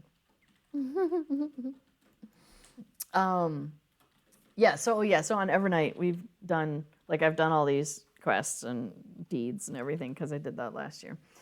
But now I'm really enjoying Treebeard a lot, and bye. So I'll probably just keep playing on Treebeard, and start doing all my completionist stuff here, probably. So, yeah, it's I'm just really enjoying Treebeard. And we have a great kin, and I'm also really appreciating the slower pace of things. So, yeah, it's awesome. So the real trick from Moria is take your time in each area, do the quests, play around with the paths, and get the hang of how the 3D layouts work. Yeah, it still doesn't. I don't think in 3D, I guess, and when it comes to getting from one place to another. So, and occasionally leap off a cliff. Exactly. Now, there are specific places, though, in Moria. If you jump off the right cliffs, there's a deed. Yeah, that's part of the charm. Okay, so you'll notice there's this pony here. So let's continue kind of giving you an idea of how to get the things around the festival. So we are now in Wistmead. And this is a separate area that opened up later on. Like, it wasn't in the original festival. This was, an additional add-on. So Bingo doesn't have a quest for us right now because we didn't start the quest with him. There's a quest we have to go and talk to him. Now, I will mention that last year I noticed that Wistmead got a little janky. It's a little, stuttery, which is unfortunate because this is a great area. So you'll notice that nobody around here has any rings for us at the moment. There's Begonia Grub again, the costume lady, which we did. So 2 minutes, 29 days. Oh yeah, that's the big one. So treats or trickery, in 6 hours and 26 minutes. Probably a server reset time. So you can do the go trick-or-treating and pick up 6 things, turn it in, or talk to her about it every day. You can do that every day. Okay, but you'll notice that nobody has any quest rings for us. So there's 2 ways that you can open up quests in this area. Basically, the storyline is thus. Wallerick Goldworthy over here is the one who created this area. And here, we'll go ahead and talk to him because he'll kind of give us the lowdown here. He says, hello there. It would seem word has begun to spread about Wistmead. The Harvest Festival has long been my favorite of all the festivals of the Shire, and after seeing that prank old Mr. Baggins played on Lobelia with the Haunted Burrow, I was inspired to craft something of my own, and here it is. Clearly proud of his work, Wallerick gestures wildly in every direction. To my delight, Ermintrude Haybank, Hallinard Bruce, and Iris Tunnelly have devised a number of new games and activities for the Harvest Festival. If you find them wandering in the field, be sure to introduce yourself. So the storyline, is that he created this space, and then a couple other hobbits basically kind of joined in with him, and they've created some fun things for you to do in this area. So you talk to Ermintrude, talk to Hallinard, talk to Iris. So we go ahead and accept that quest. And here's Ermintrude. She's right close by him. She's by the maze. And she says, it's impressive, isn't it? Most mazes are not spooky, but the maze of Wistmead certainly is. Rumor has it that the wheat shifts in the night, reshaped by an unseen scythe. Careless hobbits might become lost in its winding pathways, and once that happens, they are seldom seen again. She pauses for far too long. Until I go in and find them, of course. If you want to give the maze a try, I'll be here. Okay, so that is one of the 3 hobbits we needed to talk to. Iris Tunnelly, she's right over here, so she's not far from those other 2. And talk to her. And she says, Dear me, have you been standing there for long? I am Iris Tunnelly, and I bid you welcome to Wistmead. I am quite new here myself, but I've done well to help Mr. Goldworthy and the others prepare the field for the Harvest Festival. How did I come to be here, you ask? Oh, you didn't ask. Well, it was the strangest thing. I was just leaving Staddle when a cloaked woman of Bree approached me. I did not know her face, and she gave no name, but she begged me to bring her any lost cats that wandered into the festival grounds. How could she know such a thing? But not an hour after I arrived in Wistmead, I found these cats wandering around the wheat maze. Aren't they adorable? Well, don't let them fool you. They are a handful. Between you and me, I think Mr. Goldworthy could stand to fill that old smelly bog, but I have never been so excited for the Harvest Festival. Perhaps you can help make Wistmead even better. Okay, so we've spoken with her. And then we're going to go over, there he is. So this guy standing over by the barrel and the cooking fire and all that. So Hallinard Bruce, we'll talk to him. Hello there. And he says, hello, is this your first time in Wistmead? And yes, it is, because that's why we're doing this. This is the introduction quest for Wistmead. He says, welcome, welcome. I am Hallinard Bunce. Oh, sorry, Bunce, not Bruce. And I manage a few of the festivities here in Wistmead. I have a skilled hand in carving gourds, and I dabble in crafting interesting ales. Of course, I am not quite so skilled as to join the ranks of the Inn League, but I hope the Harvest Festival affords me the chance to prove myself. Alas, my Fognoggin ale seems to be more interesting than well regarded, but I've labored to improve its recipe. You're welcome to try it while you explore the spooky sights and sounds of Wistmead. I have heard tell that the Wistful Oak has a mind of its own, but it's just an old tree, right? Perhaps you should go and see for yourself. But enough about me. There's plenty of fun to be had here in Wistmead. I'll let you get to it. All right. So now that we've spoken to the 3 hobbits that that he originally told us to go talk to. So we go back to our initial quest giver here.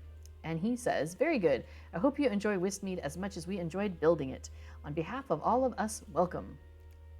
And I have to say, the music in Wistmead is some of my favorite. It's fantastic. It's got kind of like a spookiness to it, but it's like Hobbit spooky.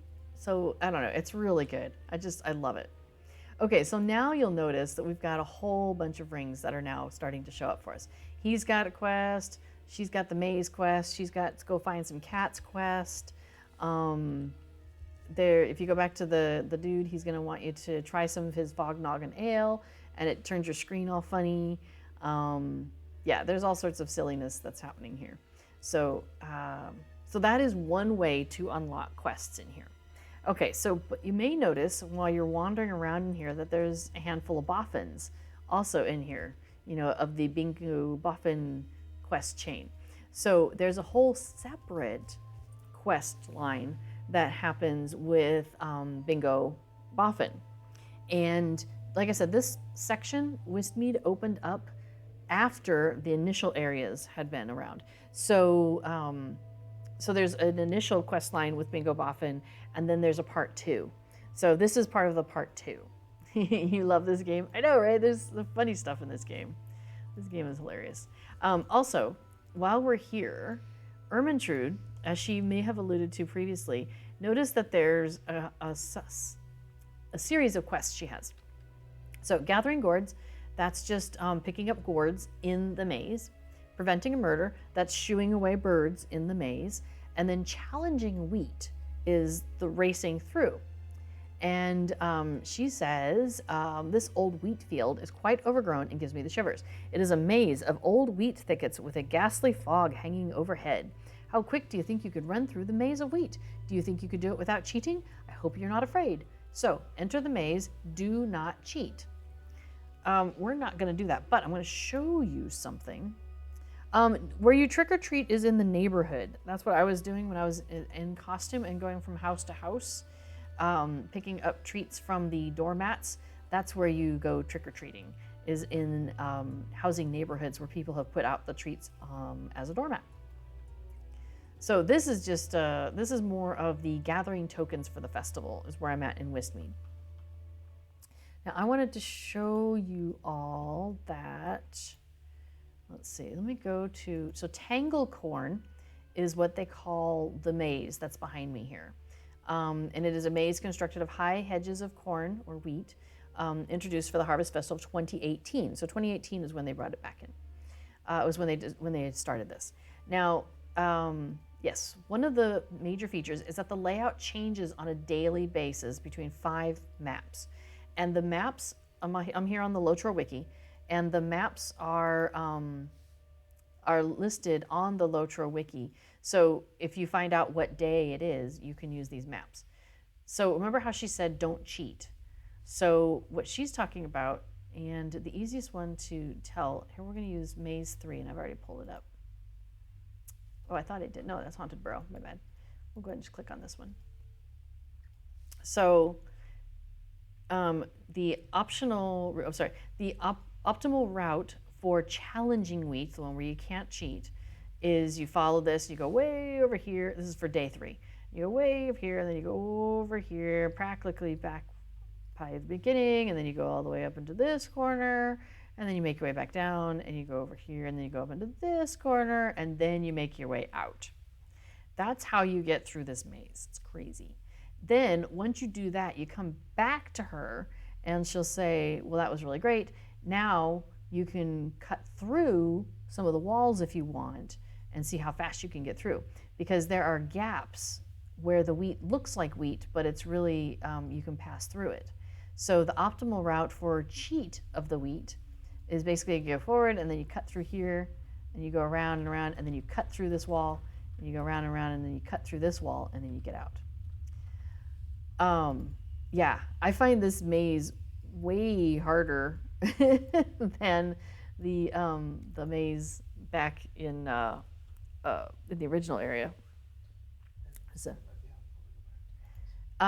no, not where I am now. So basically, do you own a house? Because if you own a house, you will want to go to a neighborhood. Go to your neighborhood. Yeah, mazes are not for you. I got to the point where I could do a couple of the mazes, but there's a couple of the mazes that this one, this changing one that I couldn't do. I know how to do the basic one back in Bree.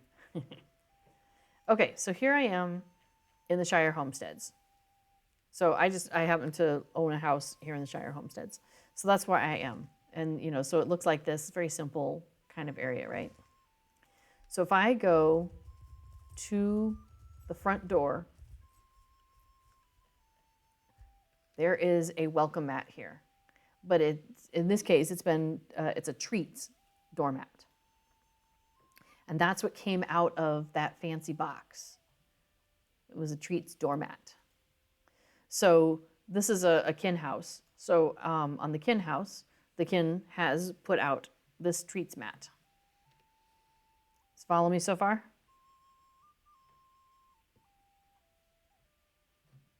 So what I'm going to do is I'm going to go over to the mat and I'm going to right click on it so I can use it. And so you notice I'm collecting. And then now in my inventory, I have a Mad Baggins gold, which it's, some sort of a treat. It's something, painted to look like gold or whatever. It's probably chocolate covered with something. So that's how you trick or treat. And now I have a Mad Baggins gold. I've picked one of those up.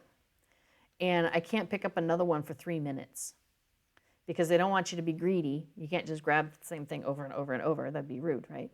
So I have to wait 3 minutes before I can grab that one again. But other houses have other treats. Let me go find another house. Oh, I know, there's one over the hill. So if I go to a different house that has a different treat out, I can grab one of those. So like this house, she's got mint turtles out. Well, so I'm going to grab one of those. So there we go. So I just picked up, now I have a mint turtle also. It says not too minty and the nuts inside are superb. Sounds really good. So now I can't pick up another mint turtle though for 3 minutes. I got to wait if I can get another one. Awesome. So there's 8 different ones of those. So what a lot of people do is they kind of figure out like which neighborhood, who's put stuff out, and they just go from house to house. And you do, just kind of make a little circle. And then you can eat them. Oh, you have to get off your horse. Nom nom nom. And consuming them goes towards various deeds. So there you go. So then when you get one of those doormats, you can put it out at your house and you help other people and yourself, All right, so let's see. I'm going to go back to the hill. Is it 15 minutes till 2 hours? Okay. All right, so yeah, so we've got like 15 minutes left here. So let's just review real quick. Harvest Festival happening, good times, go do things, go have fun. Yeah, thank you. Oh, that's a good point. Yeah, so most of the activities are happening here at the party tree, and specifically inside the Haunted Burrow, which is over there, and over at Wistmead, which you can get to from there. So that's where the majority of the quests you're going to be doing. Next week, I will go through and show you how to get around in the Haunted Burrow. And I will go ahead and mention, though, that if you go to, so the wiki page, the Lotro Wiki, has a good map, and so does Fibro Jedi. Fibro Jedi, here, I'll just do a search for Haunted.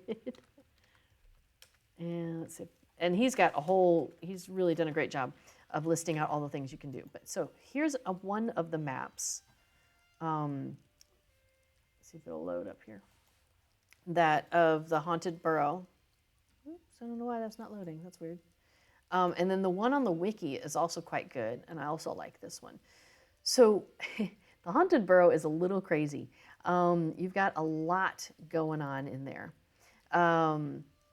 You come in this door, and we just went around the corner here, saw Lobelia, and then went right back out. So that's as far as we got for, what's here. But basically, there's all these trick doors. So when we walked in, there was a door here. That's a trick door. But the second one takes you somewhere. There's a bookcase where the dotted lines are that you click on it, and it opens, and you can go through. And then you go into more stuff, and there's a trick door there. And there's 2 doors over here. One's a good one, one's a trick door. So, it's a little chaotic feeling until you get to know how to get around. Now, I have been in there, and I know how to get around pretty well. So I will definitely be guiding next week on how to get to the various places. But I would say definitely grab those maps. they're really useful, and they were like essential for me in learning how to get around and how to find all the various things I was looking for when I was in there. So you don't have to figure it out yourself. There's plenty of resources out there. Yeah, and so basically I tend to do like 5 or 6 different quests in the Haunted Burrow, and then I go and do, you know, the other 3 or 4 or 5 over in Wistmead, and then boom, done. Done with my 10, go and turn it in. The other things that it might be useful, let's see. Oh, if you have joined the In League, which I suggest you do because In League is fun.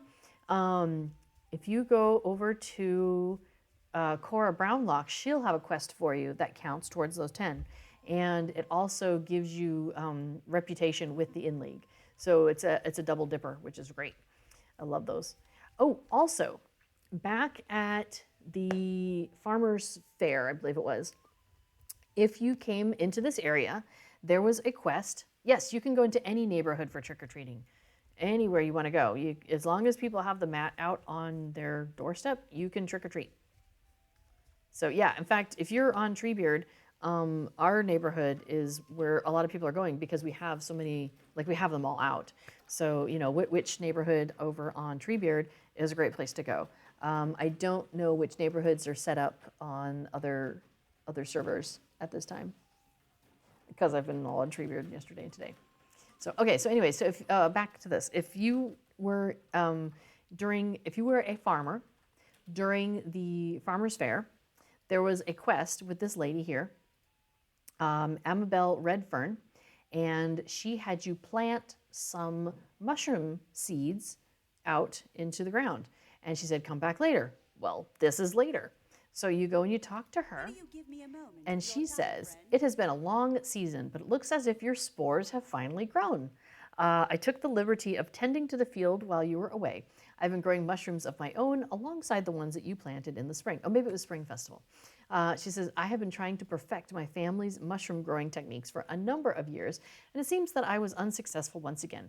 But look at me going on. Patience is a virtue that I had been advocating to you, and now it seems that I am in need of it the most.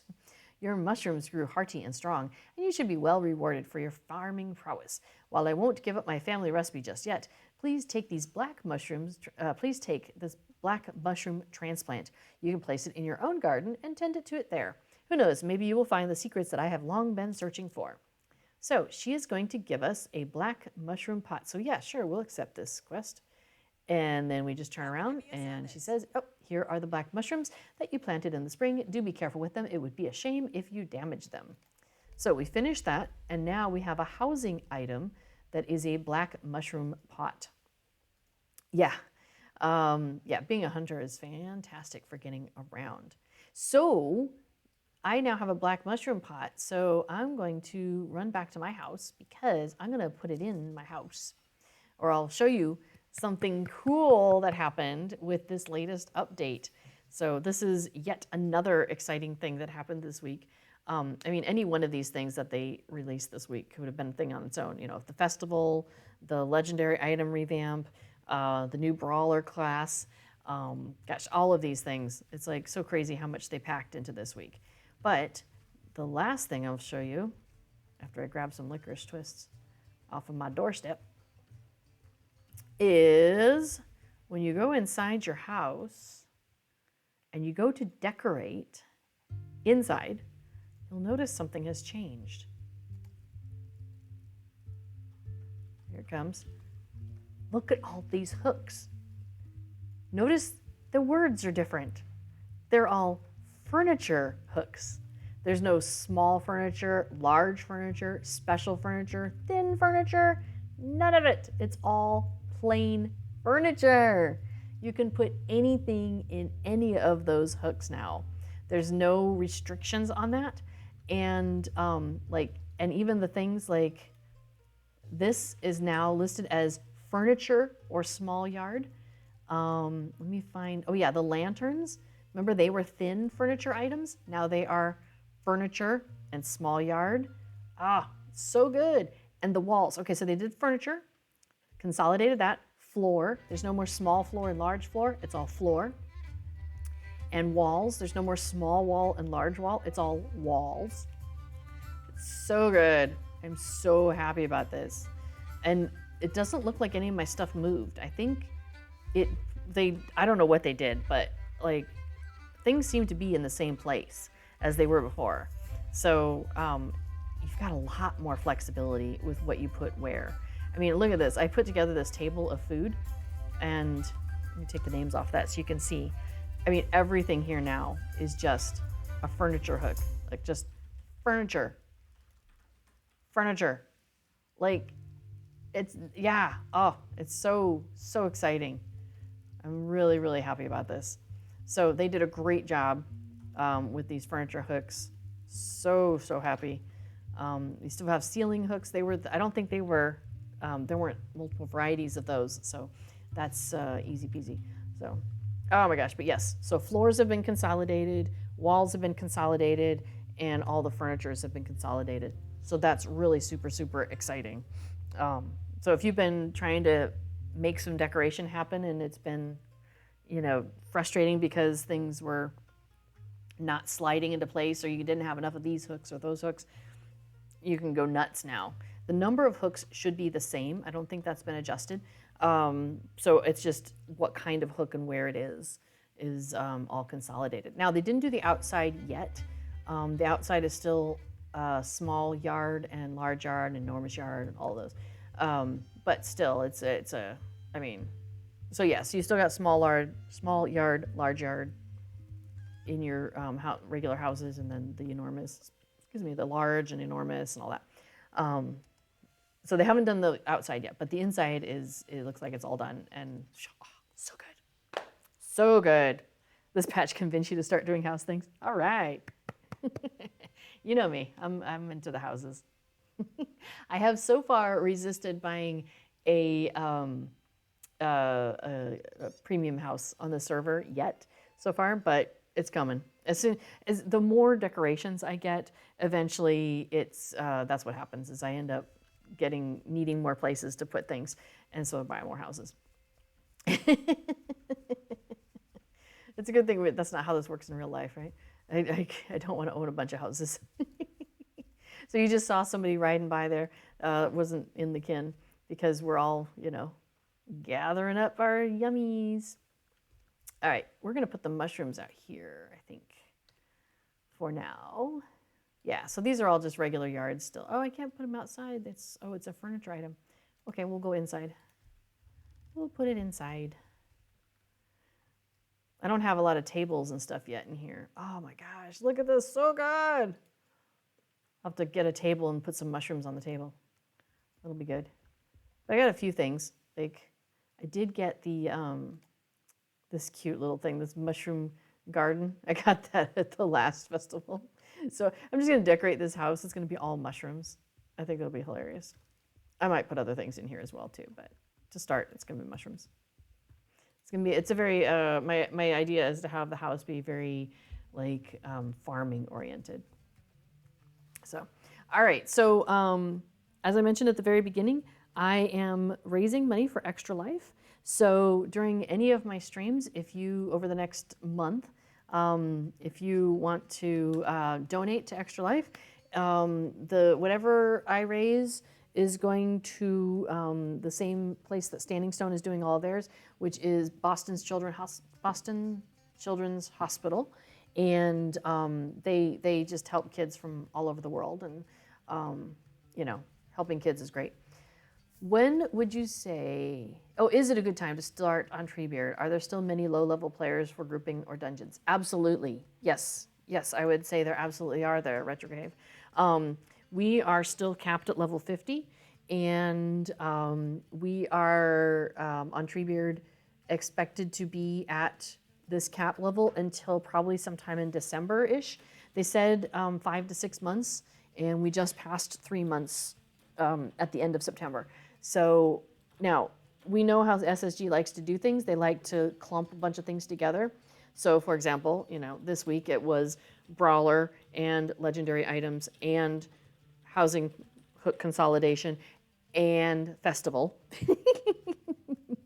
So it would not surprise me to see our level cap go up to include Moria.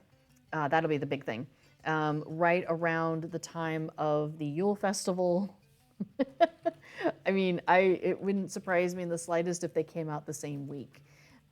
So just kind of, keep that mentally in your mind, because that could happen. Would not be surprised. So I would say, yeah, absolutely now is a great time. Let me see, I can take a quick look at LFF.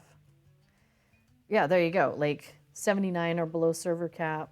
30, so like, yeah, 35% of the people at any given time, I'd say more than that a lot of the time, are below server cap. And plus with the Brawler just coming out, a lot of people just started Brawlers.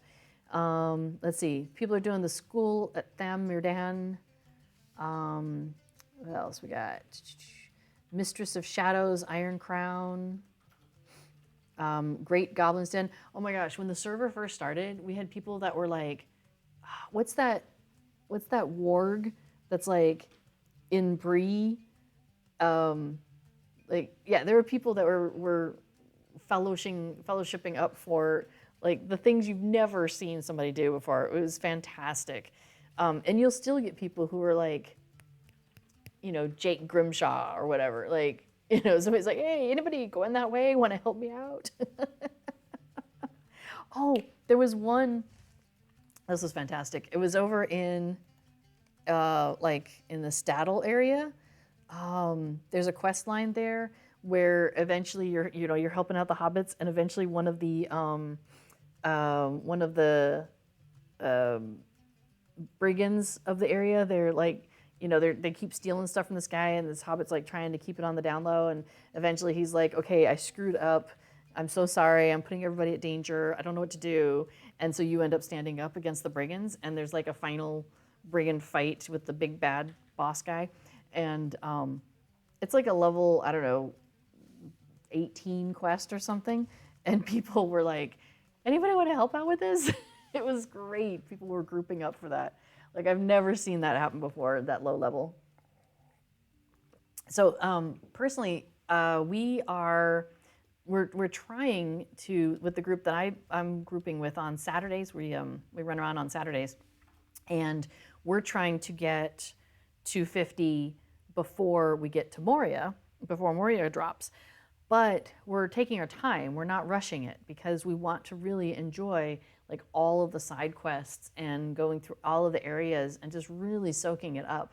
So right now we are kind of on our own time going and exploring Evendim, and doing the quests in that area. But we're working on getting to the point where we can group up and go do the the one with the turtle. Where you're getting the Silithar, where you're getting the stone to reforge the sword. So we're working on getting ourselves all to that point so we can go do that quest together on Saturdays. And then we're also following like the epic line. We're in the Trollshaws, and we just got sent up into the Misty Mountains. So we're doing that set of quests right now. So we're in the low to mid 40s on those characters, because we kind of went ahead and allowed ourselves to unturtle and go up a little bit, because we wanted to get some of the hunter travel that makes life so much easier. But yeah, we're really taking our time, and yeah, really enjoying the slower pace of things. And Retro Cave, there's definitely a number of really good kinships here on the server. I mean, obviously, I would think mine is the best, which is Not So Hasty.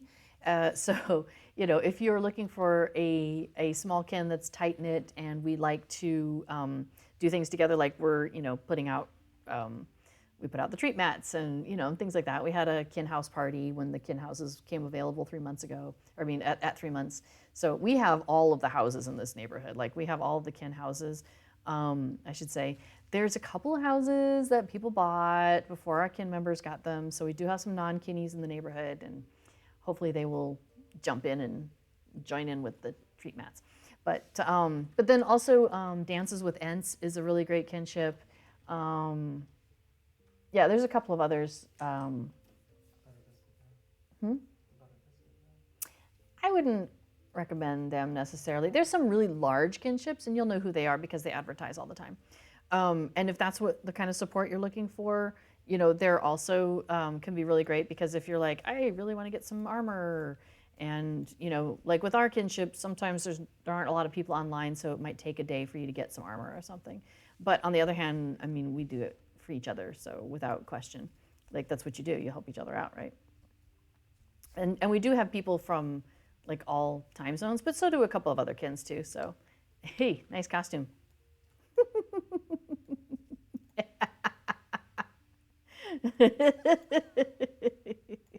That's fantastic. Yeah, so this is Treebird is fantastic, and almost everybody on here is very much of the whole take your time, having fun. I love the world chat, how sometimes you'll get somebody on and they're like, hey, what's the, you know, what are people looking for? Should I play a champion? Should I play a hunter? Should I play a guardian? You know, whatever. And people are like, you know, they're like, what do you want for endgame? And people are like, do whatever you want. Like, have fun. That's the important thing. Have fun. Whatever class you play, I'm sure somebody's going to need it. So you should do what you want and what you enjoy, and that's where you're going to have the best time. So, and pretty much that's the server almost all the way across. It's pretty awesome. So, okay, so let's see. We talked about Brawler, barely. There's a new class. It's called Brawler. It's so funny. I made a Hobbit Brawler already. She's pretty adorable. Maybe I'll get her out for you next week. Oops, I don't want to go in. I just want to trick or treat. Let's see. Yeah, absolutely. So, yeah, just look for anybody in Not So Hasty or Dances with Ents. Like I said, they're also quite good. We probably will do some party. We invited them to our kin house party, actually, because they seem to be pretty nice people so far. They have their kin house is the same as our kin house, like in a different neighborhood. I thought that was pretty funny. We were like, yeah, we have the same ideas. I got you. Yeah, so Brawler Class dropped this week. So Fate of Gundabad. Oh, we didn't put that in the thing. You want to put that out in the thing? So Fate of Gundabad drops next month, but you can pre-order now, and that gives you access to being able to play the Brawler Class, which people are definitely enjoying. Yeah, it's a fun little class. Oh, I forgot these are people that haven't put treat mats out or aren't in our kinship. So sad. So sad. I sent some messages out to some kinnies. There's a free code right now that's out there, Lotro Quests 2021. It's in the chat there. So make sure you enter that. Even if you're a VIP, I would suggest just do it, because you may have access to things now, but you know, maybe in the future you're not a VIP or something, and you decide that you still want to play, but you don't want to, you know, pay the VIP, or maybe it lapses for a day, or you have credit card problems, whatever. So it's definitely worth Dark Runner going ahead and putting that code in. And that's in the same place where you put the weekly code. So it's down here where you go to Lotro Store in the corner. Excuse me. And yeah, and then all the quests, there's a bunch of quest packs that are 99 Lotro points each. I mean, it's such an amazing deal. So you just click on redeem code right here in the corner or on the side, and then you would put that in right there and hit apply. And it just goes, and you get all this stuff. So yeah, that'll get you going.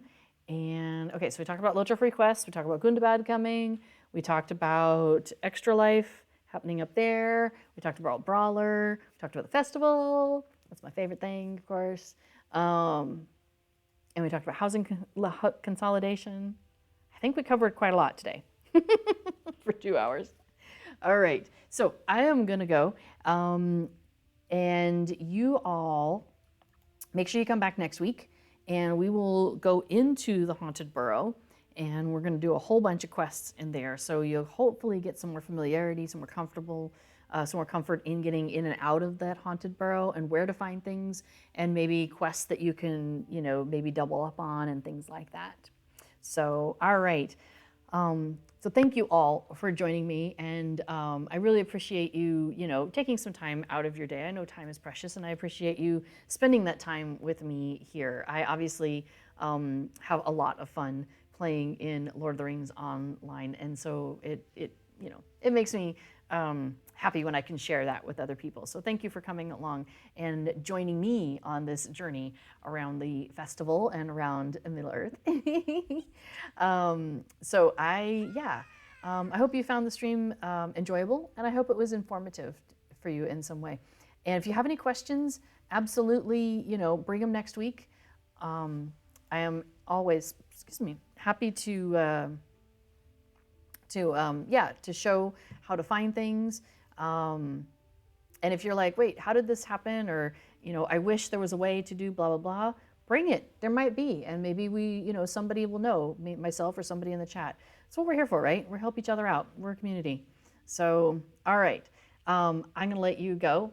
And do remember, wherever you go, whatever you do, I do encourage you to stay connected to the Hobbit side of your heart. Have a great night. Bye now.